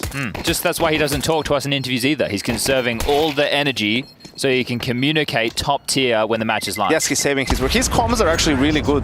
Yeah, I remember you telling me about that, and it's one of the things that you don't expect, because you get Brokey for an interview, and he doesn't say boo to a bloody goose. But then you get to hear into some of the comm listen-ins that like Carrigan will post on his YouTube channel, for example, and the guy's talking an arm off the arm off a chair, the leg off a chair. The arm off a chair, man. The arm off a gaming chair. Which some players prefer. Yeah, some like to take him off, some like to keep him on. I don't get that. You're taking him off? So you can tuck it in like Stown, look. If you had armrests, he couldn't be tucked like that. Can't be belly button to... Well, no, you Can't can you just adjust the lower table them. height? You can lower the armrests and then... It depends on where you want your desk to be sitting for your resting. And your feet on the ground, how tall you are. Yeah, that too. He's probably got long legs. Stown's a lanky lad. He is a lanky lad. That's what I was going to say. We do have a flash push. Who's the lanky footballer? Peter Crouch. Yeah, is Stown the Peter Crouch of Counter-Strike? That's what most people would be saying. Yanko's been saying that for years. He probably is, yeah. Wow. That's actually a great reference. Not great for Stown, but... I've been thinking about this one for a while, but don't you think that Jason Moses O'Toole is kind of like the Wesley Snipes of esports? I thought he was more like the Jason Statham. Yeah, I mean, perhaps. Didn't Wesley Snipes have tax troubles? I don't know that. I just wasn't thinking about Blade. I was just thinking about he definitely had tax. Oh, he was going to fight Joe Rogan. I think Jason looks like he slays vampires. Yeah. He looks like he believes in vampires. Yeah, Jason definitely a little superstitious. Hold on. Astralis about to win this. Oh, okay, sorry. Well, the great kill from Stair. They aren't going to be testing the top side. And Robs, he's managed to open up the door, or at least clear Yabi from it. They are pushing in. Nice from Stair again. Consistently long range on that MP9 and comfortable with it. There's a molly. Forces Bro into the fight, but he does thrive. Now Frozen goes overlooked. Just about tames the spray. Device did land a bullet onto him. So yeah, Astralis, this second round force is working wonders. Retaking not easy, though. Not easy at all. That's a big kill. Carrigan lives to tell the tale of the 3 kills he finds on top side. Oh, nice and easy. He doesn't look stressed about that one whatsoever. Good stuff from Carrigan. Avoiding the force by loss and putting themselves up to a 2-0 lead on the T side. Chad, is Hugo just a co-worker for you, or do you consider him a close personal friend? I don't consider many people close personal friends. All right, I got my I think answer. you asked the wrong person. No, I asked the exactly right person. I consider Hugo a friend. Yeah. But I don't think I have... I think I can count the amount of close personal friends I have on one hand. And that's by design. You gotta keep the castle closed sometimes, Alex. Good to know it's not just me, Alex. The drawbridge. Yeah, no. Me and Chad, as soon as the mics are up, as soon as the final round, we go, "You're champions!" And then we just don't speak until the event starts. I mean, he's even, like, oh yeah, this is the headset that Hugo had changed. No, he did, right? because like, I thought my mic was live when I put it on. It's He the just Hugo finds him very configuration. annoying. Yeah, it's the Hugo just configuration. very annoying. He does one major grand final and takes over everything. I personally have absolutely no qualms with Hugo. I think if you're going to bash Hugo, we've got to bash Harry at the same time. Yeah, it's a 2-for-1 special. I feel like Harry bashes himself every time he gets on the mic. Yeah, well, he's giving it his best. Henry would be shouting about a unicorn round right now. Oh, yeah. Oh, my God, is this... I don't see any unicorn. It's our second unicorn. Oh! Yanko's right. They're not real. They're just horses with the horn put on their head. Cardboard tubes and sellotape. Bloody Nora. There's a certain appreciation for good fiction. You know, whether it's science fiction, whether it's Lord of the Rings. Yeah. You know, and then some guy, like, his idea of a mystical creature was just a horse with a horn on it. They can fly that. Like, that's lazy writing. No, that's the Pegasus. No, that's Pegasus. He doesn't have a horn. Yeah. Sorry. That's my bad. It's all right. But yeah, you get your mythical creatures right, at least. I really don't, like, I love and I don't love the deep outside CT molly. And when I say that, I mean, it's great. I understand the evolution of it in the meta and everything like that. It just, like, we gotta wait, like, an extra 7 seconds to do our smoke wall progression. And there's currently a gap in the smoke wall. Hold on, what's going on here? Maybe it's not. Maybe they're happy to have them over lip lap. What? Hello? Yeah, there we go. Knew it was coming. Device has been tested on ramp, gets away with 1.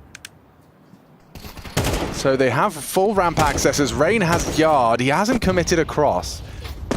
Interesting dynamic now for FaZe, and on the retreat, Rain lucky to get away with his life. Down 1 bullet shy of the kill onto the Norwegian. Has to win this fight because there's 2 players down towards B already for Astralis.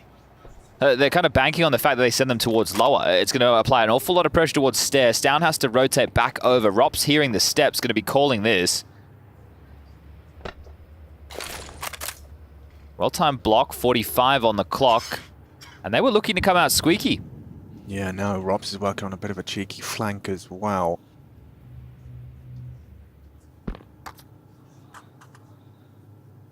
Is he really going to go around? He can't now. He doesn't have the opportunity. Because the window wasn't broke.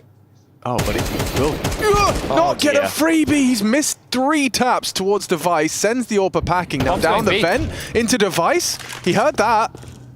He's got that. Oh, no. A fumble from FaZe Clan. A pivot into the low side stack. I think once you see Device coming up secret, you're not expecting another player down B. Understandably. But Rob's heard them, no? I don't think he heard Yabby.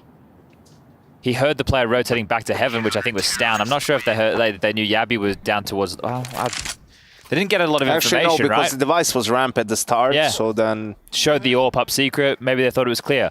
Searching for info. Just there was no other bodies looking for that. But regardless, FaZe will drop their first. Astralis post theirs. AWP retained. Did Brokey buy another AWP, Yanko, after you mentioned that round? You're like, that's he what did. the last... He did? I mean, he didn't buy it. They got it for him. Okay, well, he that found some more impact. And then Frozen picked it up when Brokey died with low HP, and he had a round. Oh, the waterfall smoke's missed. Oh, That's not the biggest miss so far. Frozen with a leg breaker. He's taking it well. Smile on his face. Yeah, well, you don't laugh, you'll cry. What are you meant to do about that? So not only did you miss the smoke, you missed the drop, so you don't have that power position. Bit of an awkward one here. They're trickling the second smoke, they are. That'll be good. Molly will be better. Molly. Audible. First one's still fading. And in the open, it's Brokey with the bomb. He's just about narrowly gotten across, so they've managed to time that relatively well. Yabby's down here again in case it is a secret finish. Yeah, it's carrying on Frozen's responsibility to test top, and Stound being distracted. You can see that spam. Oh, he's dipped. He's down the vent. Stairs will hold onto the top side, but now Yabby has support. Okay, Rain, that was brave. Jumps for info, confirms Yabby's presence as Frozen. He's managed to maneuver all the way towards top heaven. He's actually got the element of surprise here with 30 seconds left. Rain onto Yabby in lower. Instead, he's none the wiser. Oh, still loses Karrigan in the process. Now it's tough to pivot. 25. Bro in hell, looking for an angle onto Rops. Sorry, Frozen. Do excuse me. Just 15 seconds. Like, what is going on? This is such an odd round. Yeah, but they're going to get the bomb down. Bro will catch Frozen Heaven. Bomb goes down with a couple of seconds to spare. Device posted ramp. Now he knows where they planted. It's a free frag. Brokey goes down. It's a very tough round for Rops to win, but the tap like that to the back of the head's a good start. No kit. Device, what fumbling around with his weapons. I think he tried to get to the rifle instead. Rops will take the round. Oh, low HP, 14 HP. Double kill to close. Why didn't he look towards decon? I don't know how to explain. Bro got shot in the back of the head. Yeah, so I guess he kind of suspected or gambled that it would be towards. Well, he knew it was behind him. Like 100% he knew it wasn't like this. He's not in decon. Yeah. But and his gun disappeared. I guess he was trying to pick up Brokey's, couldn't find it. Yeah. Yeah. Oh. So he's a finger biter now. But also, it's the alternative. How did Frozen get up heaven and nobody was considering it? Or that's a good question. Maybe why was nobody considering it? Because Stown went down the vent. Stair was playing back CT vent. Yeah, Yabi was already down. Yabi was Device already down, ramp. and Device was ramp. And Bro's normally the ramp player. So Bro. So yeah, but Bro rotating back to cover off Hell can't be responsible for a gap that wasn't even his to deal with in the first place. Like, and they should have acknowledged that it was a possibility.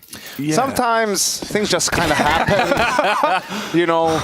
Well, it's a fast-paced game. It is. You try to cover things get left open. You realize, well, we can't really do anything about this. We just gave up space.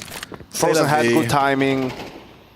Somehow FaZe almost gifted them the round back. Yeah, that was such a weird ending. Both mid rounds were kind of iffy. But luckily, the more important one in the reset round works out for FaZe. Yeah, respect to Chev for keeping track of that one. I bet that was a nightmare to follow. I was in there, in the production room. Yeah. I was standing there listening to Chev and MC chatting about, they're looking at the U2, what type of round they think it's going to be a finish about, you know, talking about how they think the round's going to progress. Good comms from the Obs. That's Chev for you, baby. You got a dig in us? Go on, bro. Yeah, no, I understand. That's fair enough. Device with his dastardly dig has got himself a headshot, taking down what? He got a second? Brokey finished him off, but still 2 down from Device's dig. Bro lives to tell the tale of Frozen's Galil's tap. Oh, walking through this smoke. He's managed to catch a perfect timing. No one's holding it. Frozen's ahead of it. It's this clear, and it's a big headshot from Stown. Puts Frozen into the clutch, wrapping around, held, and now executed. Stown's gone, it's up to Bro, no armor, Deagle. Certainly doesn't favor him, no kit. Get tapping. He hasn't touched the bomb yet. He has recovered an AK, so that one-shot headshot is a little easier with the spray.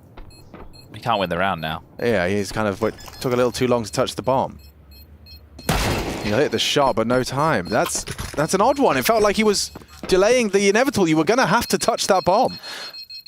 I think this next gun round, I think the adjustment for Astralis has to be a bit more aggressive. It feels like they're turtling a lot, right? Playing heavy B. And Stone is just playing main all the time, you know.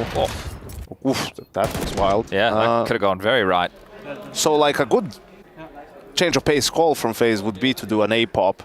Like, that's how, if A, B, C, you know, how things go. But we'll see if they just keep doing the same because of it, if you're Astralis. Well, Rops and Frozen are down to Galil, so the financial damage has been done. AWP in the hands of Device, a bit of residual cash for him going forward. Looks like Range is going to be trying to take this yard space, but here's the aggression you were talking about. Stown through the glaive smoke, looking for a fight, might be getting caught in the tail end, and oh, he's going to have 2 on the plate available. Stown only converts the first. I would have loved the second. Still advantageous position for Astralis to find themselves in. No need to overcook it here. Yeah, you can't lose control of the rotation if you play ahead of it. Yeah, and that's science.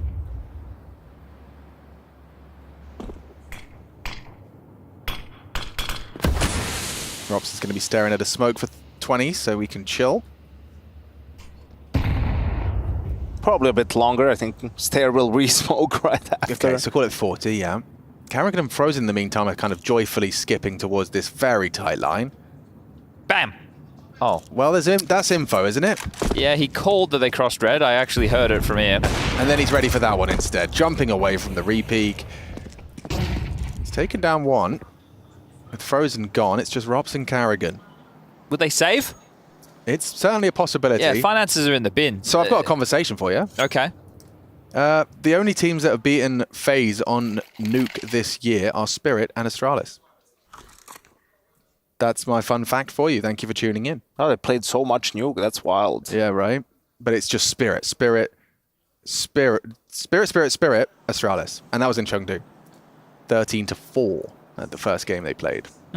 Okay. So are you saying that Astralis will beat them again on Nuke? Is that your findings? I would argue you're jumping to conclusions there a little. I was simply implying that as it currently stands, Astralis are one of the 2 teams that have beaten FaZe on Nuke this year. Okay. Which I think is pretty exciting of a sentence, if you don't mind my saying. Well, no, I'm with you. I'm with you there. I don't mind that logic whatsoever. I did come in here and say it was going to be a 2-0 as I jumped on the cast. Yes, so, you were sniffing it out, weren't you? 3 rounds off the pace at the moment from at least having a level field. And FaZe's T sides. The reason I opened this was because I wanted to go and have a look at recent FaZe games and just see how many T rounds they got. Because I feel like they've been finishing most T sides with like 6 minimum, which is absurd to think about with Nuke. That may just be hyperbole. Let me have a look and see if I can back that up. FaZe 8 against Mouse, 6 against Imperial. Yeah, I'll shut up. Yeah, it's a Carrigan, he's done damage. Held at bay by Stown. Yeah, he only holds main with it being flanked on. Robs nearly gets both of them. Device has only got 7 HP. Oh. Well, that works against him. That smoke would have been nice to lurk around, peeking. But he's had so much time, all right? He's got 1:20 on the clock. I know he's got a P250 and Kevlar in his hands, but this is Robs we're talking about. And he knows Device is low. And Device would be, well, I thought he'd be a bit scared to move, but with that smoke has actually been able to push himself into a bit more of an aggressive position, and he's going to have a head-to-head with Rops in a moment's time. Backing off towards Radio. Rops could have gone literally anywhere, so Device chasing a premonition at the moment. Door closed. Does Rops come and poke his little nose through and have a look? It'd be crazy if he actually spotted Bro on this other side. He will check it. Oh, no, he won't. 45. Don't forget the bomb was top side, so Device has got around the world here. From Still lobby decent to damage. ramp to yard.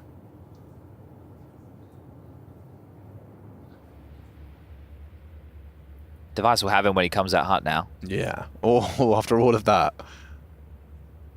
Respectful clears. And orped. Just like that. Device will close it. Despite that low HP, Rob's really wishing he'd probably finished his first kill on to Device, his first opportunity. 7 HP left on him. And see this multi-kill from Stouts, because he really handled business. He had 2 bullets left. 2 bullets left as he finds Rain's head. Damn, look at the swipes on the pad there. Vicious. Well, they know what that means. It's a FaZe eco. There'll be 2 Deagles in the mix. 1 for Carrigan, 1 for Rops. I think we should only watch Carrigan, Chev, surely. My Put some theory respect on his stands, name. guys. My theory stands. FaZe T rounds so far. I have not been able to see less than 6. Haven't looked too deep. The first 4 games, 4 wins. How many is he getting, Yanko? 5. 0. He's getting 0. 0, unfortunately, Chad. No faith in Finn Anderson. I think it's the early damage that ruined him. 6? Dude, I'm telling you. Damn. All right. But it was Rops all along. Who would have thought? It's that pesky Robin call. Looking crisp with the aim on the eco bash from Stout. Just Rops to find. This is the bit that you dislike, don't you, Yanko? You play with any betas in your time? Who was the biggest beta you ever played with? It can't be Kassad. He can't be raging and baiting. No, he's not. He was very similar to Hooksy, going first all the time and, you know... Feeding. Getting traded. Feeding. I thought, I mean... No, that was me. I was feeding as Nico beta. Any betas? Emmy. Emmy was the beta. Yeah. Been called out. Emmy, if you want to defend yourself, you can use the EPL mailbag at EFG.GG. And we want clips. We want examples of you not baiting. You'd be hard-pressed to find some. It's like who always the best, somehow always the best decision is to just sit and wait. And usually they can back it up with some frags as well. Whether they're impactful remains to be seen. Device is trying some aggression, throwing it AWP into Hut. I like it. It can stop FaZe from setting up a execute. Harassing nades, hoping to clear out the close corridors. Can post up now. Ooh, bro's giving one away towards Ram. That's the problem. It's a big gap. Has to be responded to. Wow. Seth just got dinged through the hut. Stown just got spammed down to 14. They haven't even seen the enemy. Well, they have found Device, that's for sure. Carrigan walks don't do it, boys. Oh, he wasn't even ready for him. Gets a freebie onto Stown, and Jesus! look at the damage. They could still lose this. Stairs using that AWP on the low HP. He's managed to hit one close onto Broky and another onto Frozen. Stare down after one. Rain and Rops put their heads together in this 2-on-2. Will they clear Device? Yes, they will. Clean with it. And Yabi coming in from lobby. FaZe have managed to find that 6th. Does he give it a look? That's the question. He's having a good look. Finances should be enough for a buy with the loss bonus for Astralis, so he should give it a go. Got the kick, got the smoke, got the flash, and ooh, just has a timing through Heart. Rain right behind, easiest kill of his life. And well, you said they've got the 6. They might even get more than that. Yeah, the record so far I saw was 9. 90 rounds FaZe posted. Alex is loving You're really, He's getting into the research. You're loving this research. Who was it against, Alex? I think it was Mao's, so it was at 8. Mao's was 8 T rounds. As in against Mao's. Let me find that 9. Was it Liquid? It was Liquid. Okay. Figures. Yeah, that makes sense. Yeah, but it went overtime. Somehow. Did he catch the top of him? I couldn't tell from the X-ray if he actually saw him. He must have seen something, surely. Yeah. Well, they're going to get the bomb across Secret.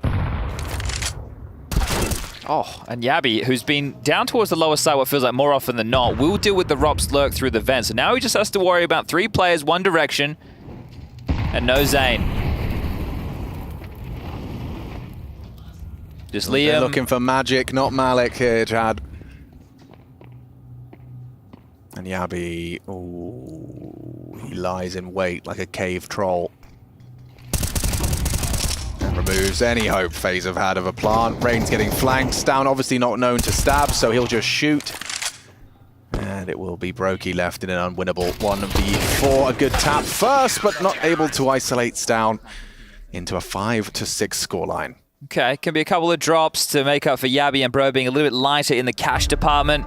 Timeout actually being taken from FaZe. So Neo with a chance to get on the mic for the potential 7th before going into the halftime break, and he actually has something to say.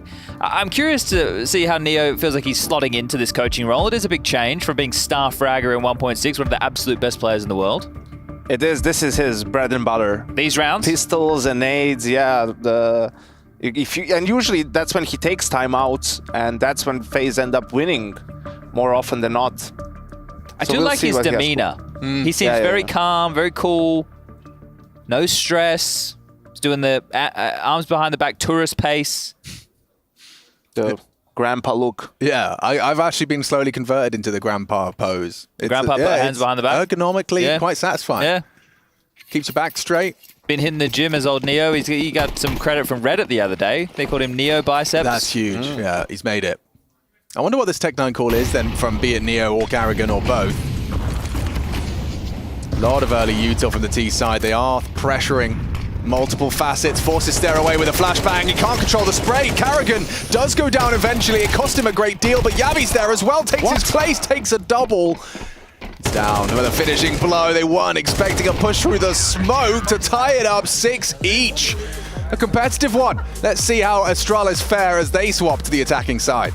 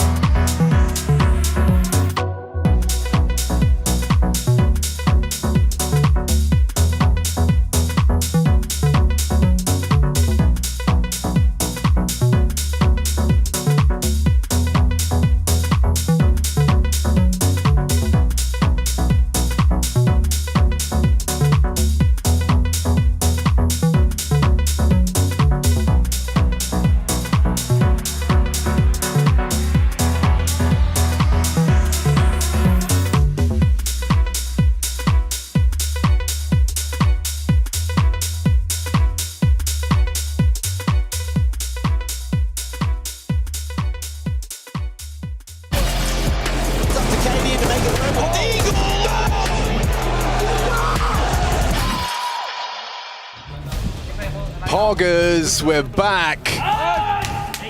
Are the kids still saying poggers? No, I think that was about put out behind the times nowadays. What are they even still saying, like mid and peak and stuff? Nah, bro, I think we've moved on. I think What's the vernacular these days? I'm not even cool enough or young enough to know. Lit's dead as well. We started saying it, yeah, and we ruined it for everyone else. I'm going to get on Twitch chat, and I'm going to see what the kids are saying. See what the kids are saying these days. You should, because FaZe are on the CT side. Astralis take to the attack. It is map 2 in this series. It's extravaganza of Counter-Strike to end your evening. Wide Peepo happy. That's the one. They're like the Frogman too. Kermit, that's his name, I think, yeah. Well, we got some dual Berettas to be tested. Molotovs! Gets himself one, gets away, and, whoa, liggity split, back into the action. Runs at Yabi, playing with the door, playing with his dual Berettas, and losing his life, 3-on-3. The site is lost. Up the vent, and then nails the shot. Robs brings the fight, another from Rain. It's a 1-on-1 immediately now. It's Carrigan spotted outstairs already, got a good little window to poke and prod at Carrigan, but with no armor on Stown. Carrigan's equalized with a couple of bullets of his own. This is intense now. Stown spots him out again, just dipping and ducking, weaving. One headshot would do it. More body shots connecting. Another onto Carrigan could end it. This is crazy. There's now Stown. Was he going to get this bomb down? Carrigan not going to fall for it. No. Oh, doesn't fall for it. Stown gets it down. Already an achievement. The round win would be the cherry on top. Oh, he's actually lost him. He's lost him. Carrigan now spotted again. Oh my God, finish it! Jeez. Took time, took long enough. Carrigan looking up like Jesus Christ. War of attrition, I think we call that one. Somebody won. Eventually.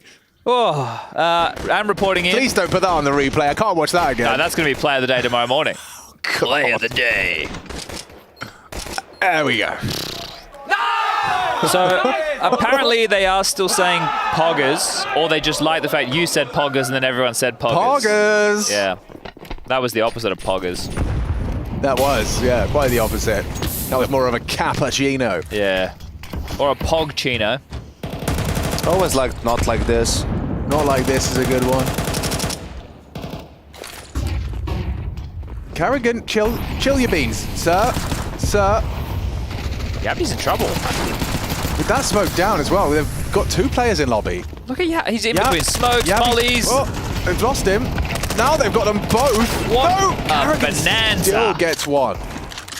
Have you ever seen so much util thrown in lobby? Have you ever seen so many second round buys from CT sides? Yeah, well. Everyone's doing it. You know, it's vogue again. Is it? Is that Eternal Fire starting something or what? Something back in their aim. Yeah, I suppose. Seen it on both sides, both maps so far. I told you there was an Astralis 2-0, and I wasn't lying. I never lie, Yanko. You're doing it unwittingly, Chad. I guess that doesn't count.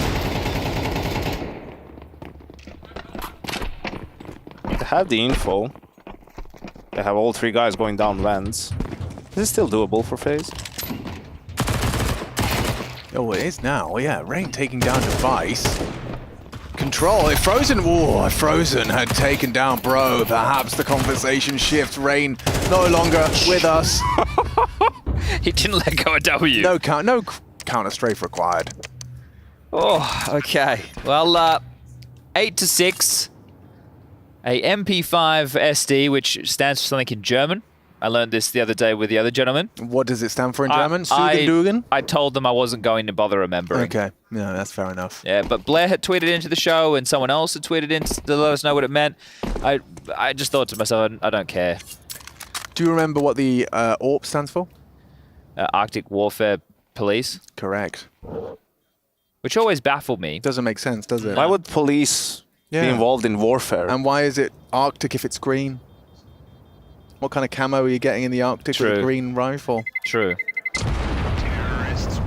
So many questions and so why few answers. Why do you need police in the Arctic anyway? There's not many people living out there, is there? What are the odds is there? of that being patched before anything else? Yeah, imagine.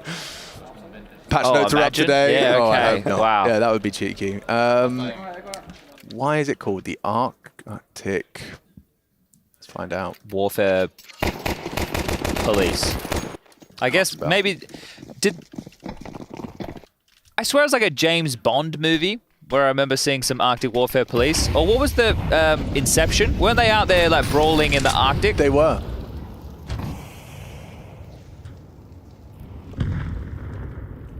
Karrigan has a knife in his hands, and we know what that means.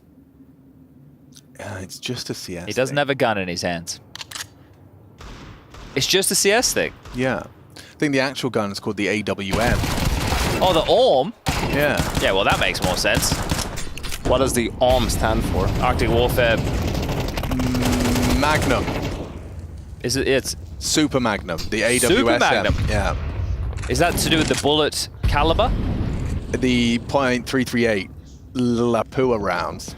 Yes, they're very big. In DayZ, if you go out on, you're playing Namalsk, Alex, and you go out... in Namalsk? Yeah, you go out to the outpost. Yeah. You can get yourself... okay, hold on. We might have a light by win here from FaZe. Hold up a second. Down low, stare low, in the back. Romps will grab one, up the vent, dealt with by Bro again. Another important kill from Bro, but the snap to the head. Holy moly. That one got wild, Bro. Important trade. Astralis, do not drop to the pistols. 9-6, 3-round lead, first gun round as Brokey has an AWM. See, this is where I visualize now, like, everyone in FaZe kind of straightens up their backs, they tuck their tongue, they go, oh, okay, all right. Shuffle their chair forward and go, all right. It's time to play Counter-Strike? It's time to play some counter. It's time to get this one to a third Mirage. You're calling the 2-0. Stan's getting real fired up. Device like that. Yeah. Good to see his teammate as amped as he is. This one, however, is going to be a sour note, sour mood in the camp as immediately you're in a, what, 2v3 thanks to the pick on drops. Oh, Karrigan. that's silly. That is very silly. He just walked straight into him, and Stan's gotten away with his life despite the spam from Rain. Stan, he dipped down the vents and came back up. Nearly went down there on the second spam, but it is going to be an interesting dynamic now. Well, they'll get the plant. This is a very winnable 2-on-2. Oh, they're going to boost. Oh, this really? is really quite absurd. This is technical. Ah! Does it matter? Doesn't I don't matter. think it matters. No one heard it. And they're both coming from main, and it's a heaven plant. They've won the round. Oh, this is sick. They've won it. This is sick. Oh, and hell of a turnaround. Now they're warded out of heaven. It's up to main player now. It's up to Rain to make the play. Blocked in the blocking smoke. each other, blocking each other. Smoke. Did Stan work it out? Did Rain work it out? Stairs caking down Rain. This is Brokey has to save. Surely done. Yeah, Brokey can't go He's for this. out. An incredible turn of events. 4v2. It was 4v2. Well, 5v2 Five for a real second. short time. Yeah. Oh, damn. Well, Karrigan's push, right? What was that about? That's a hard one to explain. It was unnecessary. I mean, it starts with him trying to help while the other players are still alive. Then he finds timing to go through the main smoke, and then it's like, okay, I'll try to get all the way to the T vent. But a little bit too much when they had the man advantage. Okay, so yeah, so this is a freebie here for Stan. Karrigan literally just walks through the smoke, easiest kill. Yeah. Completely So I unaware. guess he thought because the kill from Stan came out hut, that Yes. Stan would have continued out hut, but he pivoted back. So the comms is, I guess, what caught Karrigan because we saw the jump there. It's going to force a second tactical timeout from FaZe. They can buy again, but only just. They're lacking a lot of util, Yanko. What are you calling? Just a half buy. Well, they've gone all in. Oh, Karrigan's just sold back the M4 and bought util. Yeah. I think it's tough. I mean, so here's the thing. The way Device has been calling, actually, he isn't scared of a double call. You know, you would think maybe after that pop play, they decide to do a more default round, so a good call for FaZe would be to just play a bit more heavy on yard. But what Device might do is just call the same thing, right? Or call some sort of a hot rush, something like that, something a little bit different to change the pace. 3 smoke wall thrown out by Device.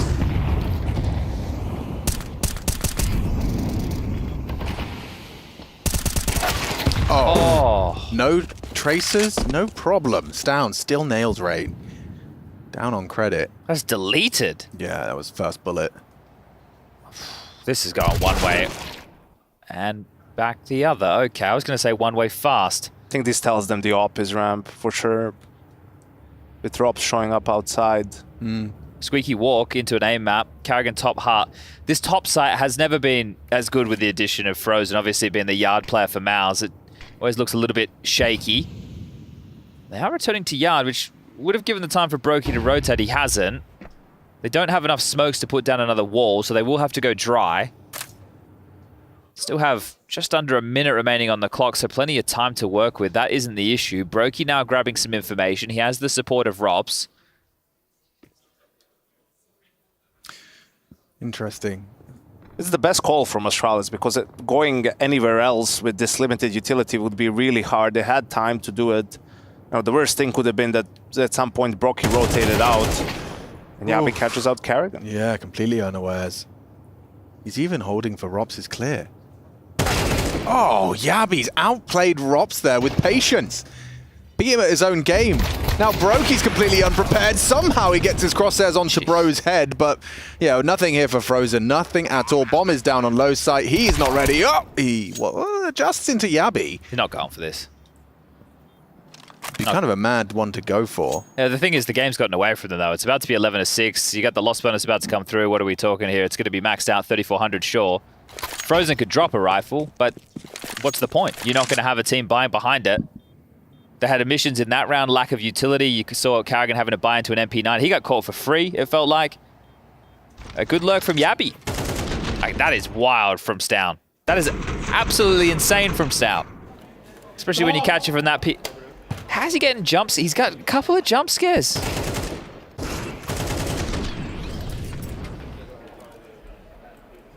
Hey, Raga likes that one. I'll play out. I think that was almost like a kind of, hey, that was something we just talked about. It happened. That's how I read it. Astralis just 2 rounds away from making their way into a playoffs, back-to-back events. Admirable stuff. Well, their route to the playoffs was dominant in China as well. That's the thing here. If you come to Pro League and take care of business, you don't have to go through the rigmarole of crazy amount of games, but you lose in the lower bracket, you go down to that last chance. I don't think we'll see FaZe there. They play VP tomorrow if they lose this series, so that's actually an exciting game. Excited to see more from Electronic on the main stream. Think that's our last fixture of the day. Oh, look at the space that's been taken. Yabi, a bit more proactive coming out squeaky door, so that's him trying to slink down the vent. Oh, the timing. The timing on this is insane. Oh, Yabi's got Rain surely booked here. If he was to continue instead, he's going to burrow into the vents. He's still the unknown entity, and with Brokey empty-handed on the yard cross, things are shaping up for a 12th Astralis round. Yabi's in such a power position. Rain has no idea.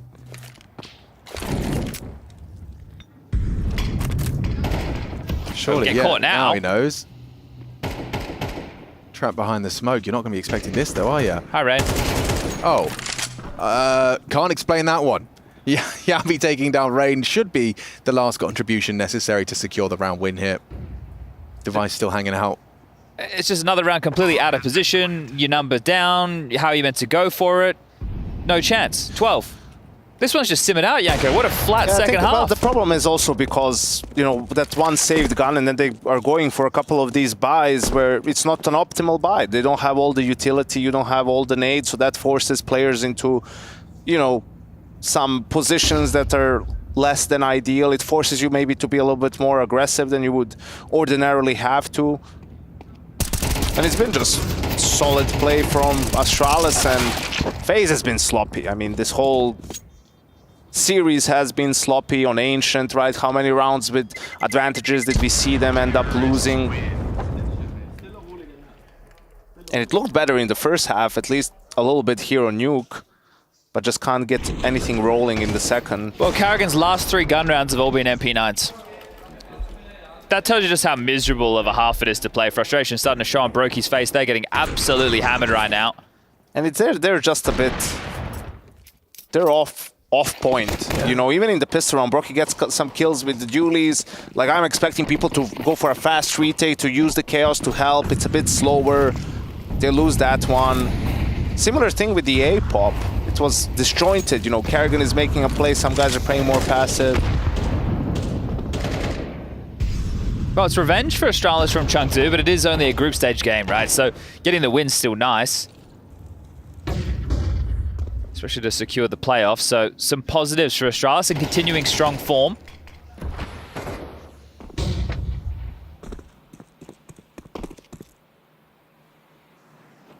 The less telegraph wall then to be erected. It's down to throw one off the chain link fence.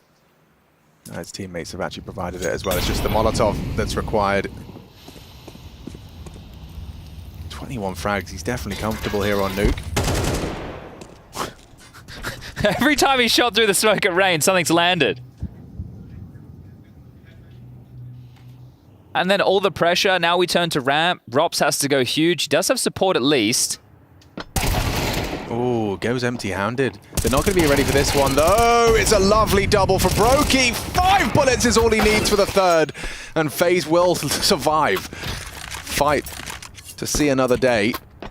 Thinking on his toes. Device denying the AWP, but will lose his life. Frozen will find that one.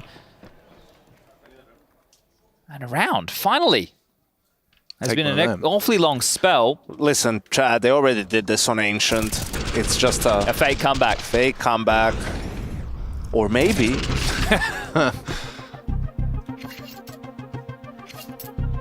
Second tactical timeout. Rugger's on the mic. He's going to make the defining call. Don't worry. I think it's also just their money is a little bit, you know, they don't have an optimal buy.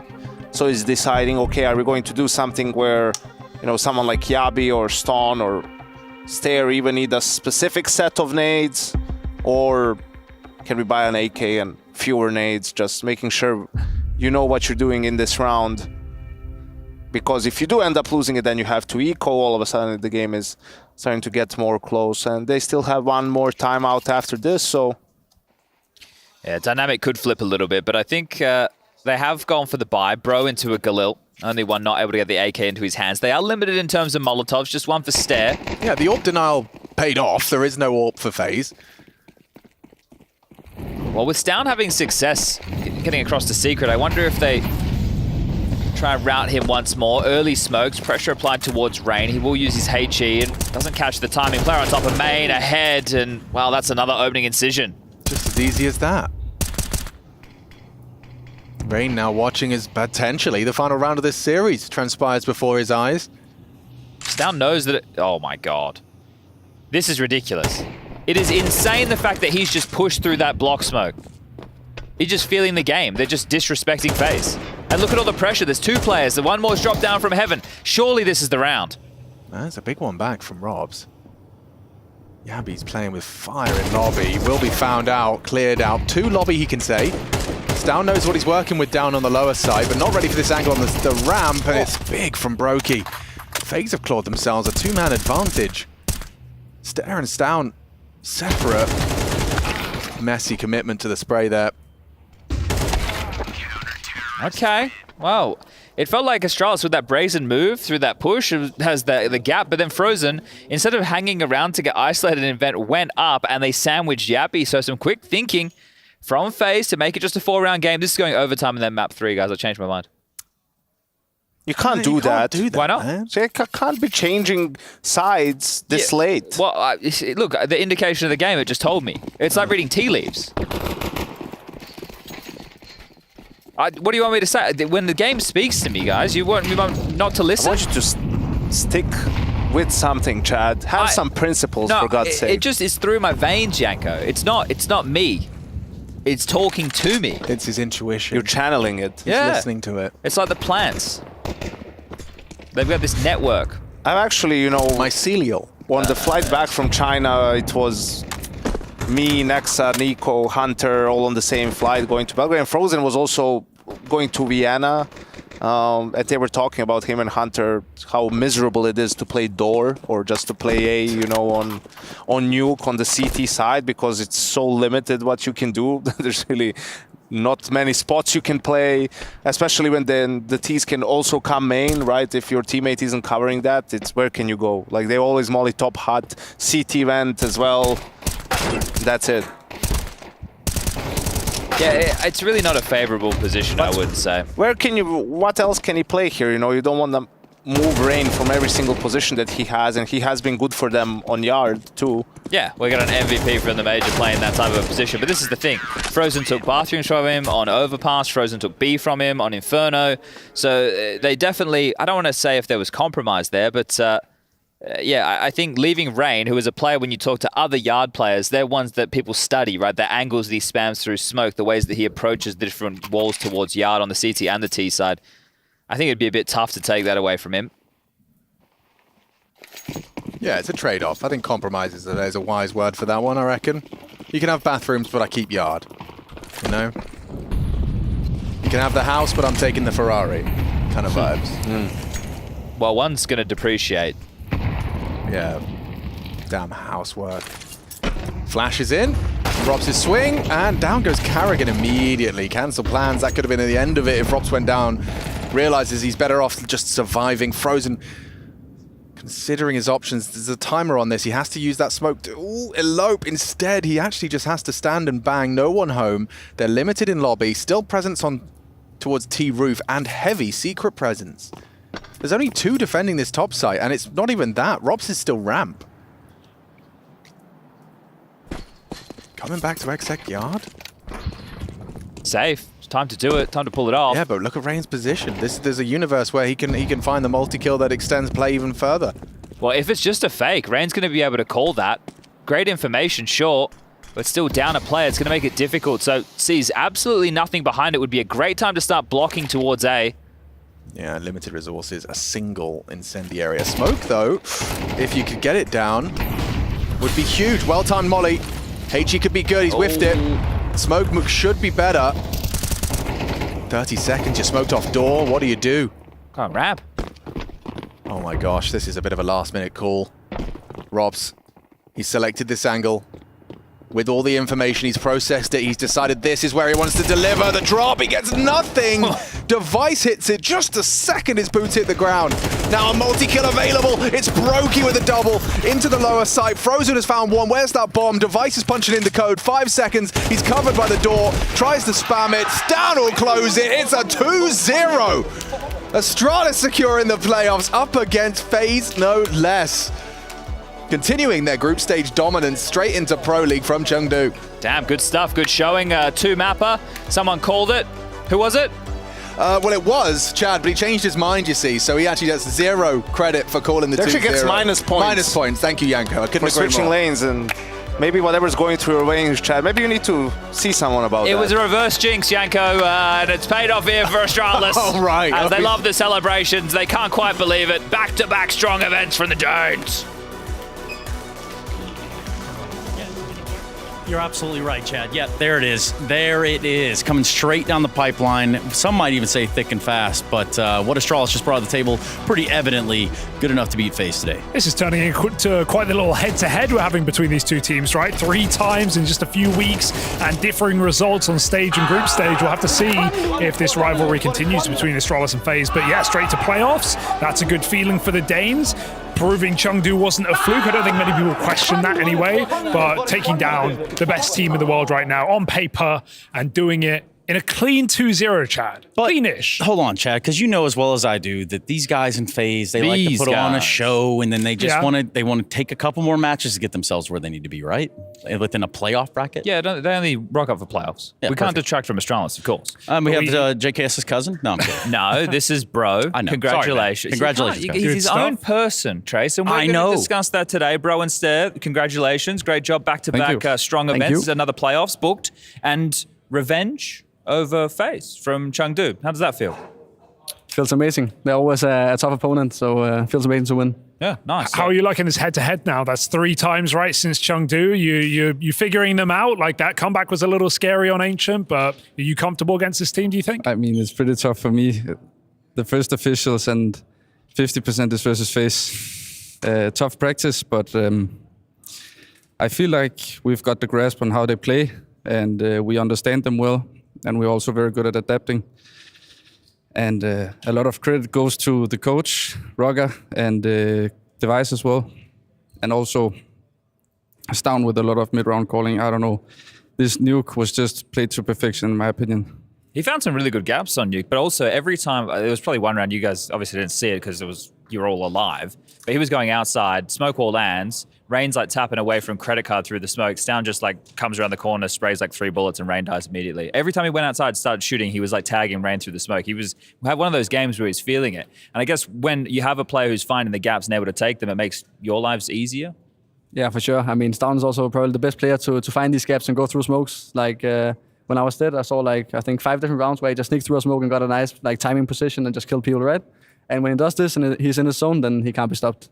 There was a couple of weird rounds though on the early stages of the Nuke. Like it just felt a little bit like the rotations. There was one round where like Frozen made it up heaven, killed you CT vent, right? And that's you guys were playing really heavy under. It just felt a little bit funky for moments of that game. Is that like it was a read? Is that what he said? No. I missed that. He said something in Danish. Never mind. Oh, okay. But I mean, like. I was like, all right, well, damn. Yeah, that's what happens, right? Sometimes you just stack, and we thought we had to read that they would go under, but we apparently didn't. They had a timing on heaven with Frozen, as you said, and then they chose to go up instead, and that's what like cost us that round. So just really quickly, that second pistol looked like it was a real sweaty sort of. Oh yeah, like, with Stown, right? Just a grind of like, hey, who's going to make that millimeter wrong move? How does that feel after something goes your way? Watching all those bullets getting used, right, on the top side in the 1v1 against Carrigan. That's the one. Mm-hmm. Yeah, I mean, you mean the T-pistol and Nuke, right? Mm-hmm. Yeah, I mean, it feels amazing to win that round. It's pretty important to get like momentum on the T side and get a nice start. It was a 2-on-2, I believe, and then Stown made the fake vent drop, which we knew where both were because the Heaven guy rotated down, and that made the round a lot easier. We boosted Heaven, got a nice afterplan, then it was easy, right? And you also won a 5v2. Well, the 5v2 was that a 5v2? You won a 5v2, That I'm was the pretty round. sure. Yeah, the one where you boosted I thought it Heaven. was a 2v2. That's No, that one I'm pretty sure was a 5v2. Okay, that's even better. Yeah. I don't mind. Bro, people thought you were probably one of the more surprising pickups to this team, right? Coming into such a star-studded lineup, and you're relatively inexperienced compared to, Device down Yabi, but you seem to be playing some insane CS. Like the clutches you're pulling up recently are incredible. Did you, how do you feel about your performance right now? Do you feel like you're playing the best CS of your career so far? I feel like I'm on the right path towards playing the best CS. I feel like there's still a lot of mistakes that I could fix. Coming into this, I'm learning a lot, and I'm doing some mistakes that I wouldn't, in the recent time, call mistakes, but I've been learning, and I'm still learning a lot from the experienced players that I have on my team. So yes, I'm on the correct path, and maybe also in the best time. And talking about the path, it's been a long time coming, right? We've even got a tweet from, I think, 6 years ago or so of your come up and your qualification to FPL. Did you make it actually? Oh, I think we had an image here as well. But I did make it. You made it through FPL in 2018. What was the grind like, right? Because you've How only old been were playing. you in 2018? Yeah, you've only been 6 years ago. 6 years ago, you're 21, you're 15. This was right before I turned 16 years. What was the grind like coming up online, right? Because you've only been playing professionally for like 3-4 years now. Not even. Not even. 1.5. Oh damn. Bloody hell. Okay. Astralis talent. Yeah. Yeah. To me, CS has always been a fun game, and I've just been a casual player for the most time. And this FPL was kind of the kickstart of what I wanted to do. I kind of saw some potential in myself from just playing casual, and I gave it a shot. From when they FaZe launched national leagues, and I played Danish Pro League and just qualified my way up through. Got the weekend qualifier back in those FPL days, and got lucky and won. Got lucky and won. Yeah, I don't know. Lucky is a hard one. Unlucky. I could say it's skill also, but there is luck involved as well. Sure. Because you have teammates, of course, and You it's have to earn randoms. It is randoms. I think it's interesting though to have that path to get into a professional Counter-Strike through that, because back in the day, especially for me and Trace, it didn't exist like that. Pugs were just something you do for fun. It didn't really count for anything, right? Whereas today, to be able to go through that, and the fact that you kind of came up through there and got noticed through there, it's an easier way to put your name on the map. And just the player base was large then, but now it's even larger, insane, right? And yeah. it's even more published and more publicized. So there's more eyeballs, and it's even harder to get to where you are now. So, yeah, man, congratulations on what you've done here. Also on your path, I'm curious about some of your teammates. We can pull up our United States Air Force Aim High Player of the Match. Now, you've watched a lot of Danish Counter-Strike. You played a lot of Danish Counter-Strike, and in doing so, you have certainly seen this man do what he has to do. He was within great Danish today on the Counter-Strike, right? lurks. Like Yabi today, lurk and Squeaky was fantastic. And on Ancient, his T-side entries, he's rocking like 14 and 5, first like 6-7 rounds, was destroying on T-side of the first map. So what have you got to say about Yabi today? I mean, Yabi, he's a special guy in the way that he plays. He has, I don't know how to put it even, he has a shit ton of confidence. And he always finds the gap wherever it is. And it's really incredible to see he finds these gaps so often like he does. I think, obviously one of the things that I was speculating was now them going back to an in-game leader that is Norpa. They get more autonomy, right? Do they seem, I guess you can talk to this more than Bro because you came in after the fact, but do they seem more like themselves now? How much more talkative are they in this version of Astralis than the previous one with Blame in-game leading? I mean, I think it's, of course, I don't think it's about the Orb being in-game leader, but more about like how we want to play the game. With Blame F, like he wanted more like set stuff, I would say. Well, right now we're like, have some set stuff, but you're like free to do what you want in the like, between the like defaults and strats, right? And then I feel like, Down, for example, can take a lot more timings where like in his positions now than he could before. And he's much more confident in that. I don't think it's because of the Orb being in-game leader, but it's just because of the way we play now. But of course, that frees up to like more spots that Bro can now take a like anchor role and they will get all the positions, right? And that's because he is an Orb in-game leader, so we didn't need to pick up an Orb, right? So it's a 50-50, I would say. Sure. I want to ask another question as well. So you played obviously over there with Waro and Demka and everything, but you guys were speaking English, and then you had a brief stint in Sprout as well. Well, it wasn't brief. That's where we first saw you. We're like, oh shit, Stair's great at banana control. That was back in the Sprout days, right? But you were speaking English there. I know you had other Danes with you, but how much easier would you say it is to play Counter-Strike in your native tongue? Like if you had to compare speaking in English, because you guys, your English is great, right? It's not like if I was trying to speak another language, it would be terrible. But do you still find there's like an extra gear now that you can just get it out there in Danish? I think the best part for me is the detailing wherever it comes to explaining something, and also the understanding. There's way more details to be acknowledged whenever someone is explaining something to you. It's, for me at least, it has been way easier learning now and adapting to how we want to play because of the details that we can add to our conversations while we play and also before we play and after we play. It's all those small details that makes the big difference. Okay. And one more. I just want to say, like, I totally agree. The small details what make like the Counter-Strike perfect, right? And you can just like in Danish, like I can say stuff 10 times faster and 10 times better. Like make much better plans than in English, even though my English is decent, right? But it's just like in a native language, it just goes faster per usual. And also outside the server, like you're more like a unit when you're from the same country. I feel like more like closer friends, I would say. More camaraderie. Yeah, exactly. And you meet more often, at least in Astralis, right? So that also like does a lot to a team, I would say. Sweet. Helps with the culture for sure. Yeah, zooming out, outside of this game, outside of this tournament, do you guys have goals? A big goal? Do you expect to be the best team in the world? Win the major. Do you plan on? Like, what's the thing driving you? Is it one specific thing, one specific goal, or is it just about improving gradually and placing better tournament to tournament? Winning. Being the best. Yeah, exactly. Like we haven't set like a set goal of, as you say, winning a major, but of course we believe we can be extremely good. Like we've already shown that we are a pretty good team, I would say, in these matches. So like we really believe in ourselves. So I would say like we expect to be at the top at some point, right? But we haven't set like any set goal of what we need to reach or anything yet. Yeah, your pistol rounds made me a believer in Chengdu. So I was like, you know what? These guys are onto something. Oh, it's Device. Yes, he's definitely onto something over there. Look, you guys are going to be stacking up, it looks like, against 3D Max. Yeah.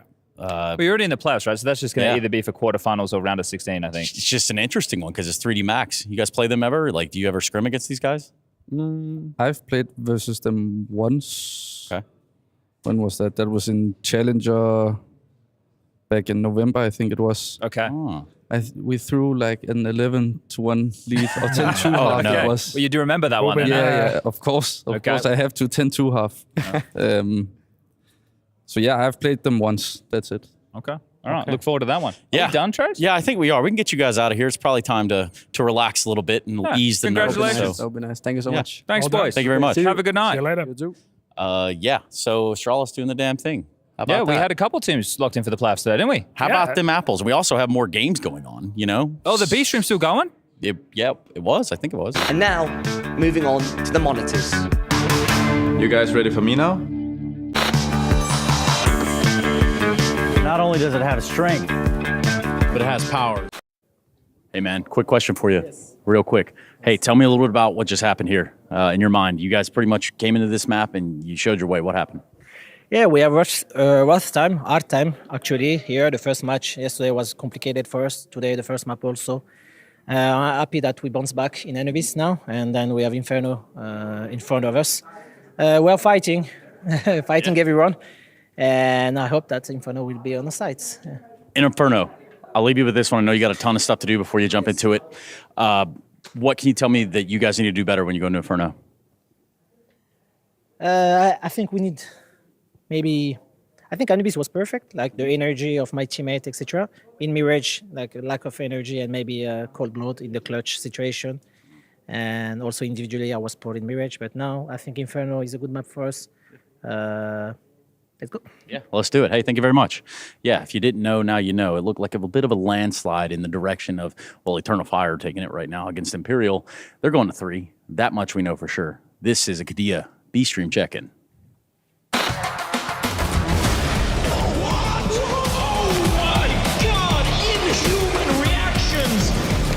Ich weiß, es ist schwer, aber wir schaffen das zusammen, Alter. Hashtag gemeinsam, wir können das packen. Hiko, are you kidding me? Did I do it? You did it. Yeah, you did it. I mean, I did. Human reactions. How were you there and here? Yeah, I don't know. I mean, I'm just real quick. Sometimes I got Adidas on, so you know. Cloned yourself? Yeah, and hopefully that's the only one out there because we don't need any more of me. So, gentlemen, we have more Counter-Strike. Believe it or not, there is a continuous schedule of Counter-Strike. It is the Counter-Strike network. It is. All the Counter-Strike all the time. Hugo, hit it. Say that line. All the Counter-Strike all the time? Yeah, hell yeah. That was the one. That was the one. So I believe that we can take a look as to what's gone on. I've lost my phone, Trace, so It's I want okay. to try and find that if I can. Do you have your glasses? You might need them for this I bit. might need those as well. All right, FaZe Clan beat Imperial yesterday. Then today they lost to Astralis. That's the story of FaZe, Hugo. Yes, Astralis looking good to go straight to the playoffs and maybe even take that top spot as well. Favorites tomorrow, not tomorrow, the day after. In fact, tomorrow is where it gets more interesting, Chad, because you mentioned FaZe, and they're going down to face VP in that mid-bracket matchup, looking to lock in a lower placing in the last chance saloon for the loser of that game. Didn't really expect either of those teams in the last chance, but, well, one will be. Yeah, Who will it be? One side of that bracket is not like the other, I think is what they say from where Trace is from, Alabama. Yeah, knee howdy, y'all. Yo, check this out. Group B, upper bracket, because there's the mid, and then, you know, there's that. Anyway, check this out. If you look at BetBoom and Vitality, they've made it this far, Hugo? Yeah, I mean, you know, they both won one game and they were both favorites, so good on them. What's more interesting to me is to see if Mongols can keep up their upset performances. They took down Falcons earlier, a Falcons who didn't just roll over like they did on map 1, but a Falcons who pulled it back and actually showed good face. Dupree looking solid in the server. Still the Mongols defeated them, and now they got to take on G2, as Trace would say. They get to play I would say that. They get to play Ancient against G2 tomorrow as well, if they'd like. So that could be an interesting one there. Blimey. Let's go the Mongols. All right, in the mid-bracket for Group B, the Sharks versus M80 and Falcons versus Tyloo. Falcons have to win that one. Would you call this the doldrums, Chad? No, the last chance is the doldrums. Sure. Falcons, Tyloo, Advent really didn't look great today. I mean, he does struggle putting up the numbers, but that has to be a win, yes. Well, no excuse. I'm sure there's something that we could do there. Advent calendar always has its day. A clock twice a day says one of the times. Cuckoo. So correct me if I'm wrong, Chad, is that like a hand grenading design, the M80? Yeah, I believe it's to do with a firework, Trace. Okay. All right, cool. I was just curious. I had to check. But we are done for the day, which ultimately means you need to watch the Cheers theme tune? I don't know, but check out these moments. They're monster. Ooh.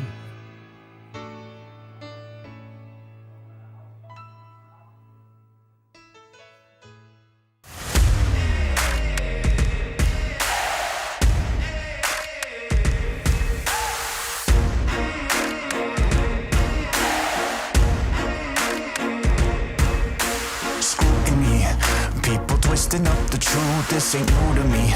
Since the age of 22, I've been using it. like it's fuel to level up, like the champagne in my cup, like there's nothing interrupting my pursuit of dreams. There's a vision in my mind, it's consuming me. Take my confidence combined with opportunity, mix it up with unity, soon to be the greatest of my generation. Operation Victory. Fight or fly, we will stay. Through the perils we dare not to stray. Spark the match, light the flame. Out of luck, out of sight, dangerous, dynamite. Dynamite! Setting fire to the clouds at the speed of light. Going up, not coming down, screaming. Superman's kryptonite. Blowing up dynamite. Dynamite! Setting fire to the clouds at the speed of light. Going up, not coming down, screaming. Superman's kryptonite. Blowing up dynamite.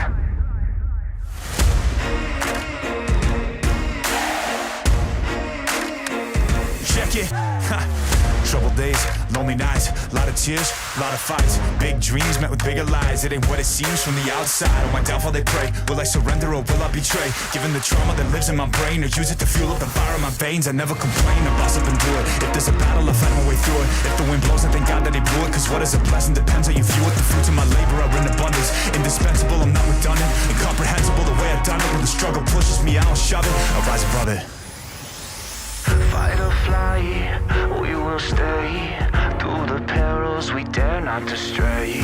Spark the match, light the flame. Out of luck, out of sight, dangerous, dynamite. Dynamite! Setting fire to the clouds at the speed of light. Going up, not coming down, screaming. Superman's kryptonite. Blowing up dynamite. Dynamite! Setting fire to the clouds at the speed of light. Going up, not coming down, screaming. Superman's kryptonite. Blowing up dynamite.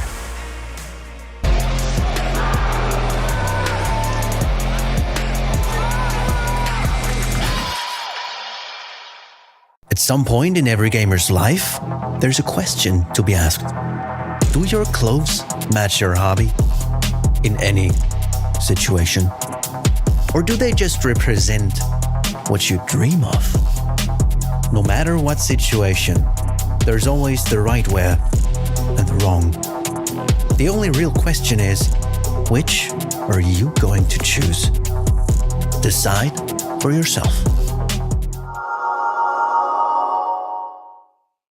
Smokes. You see a double smokes in the same place there. Simple just jumping casually into the side. Wait, what was that? Never miss a play again. Simple, that's not allowed. This is not FPL. This is a major. Finally. With Face It Watch, you're in control. Switch between player POVs live and see the game through the eyes of any pro. Never miss a moment with replays. Relive each highlight on demand from all angles. Watch it, control it, face it.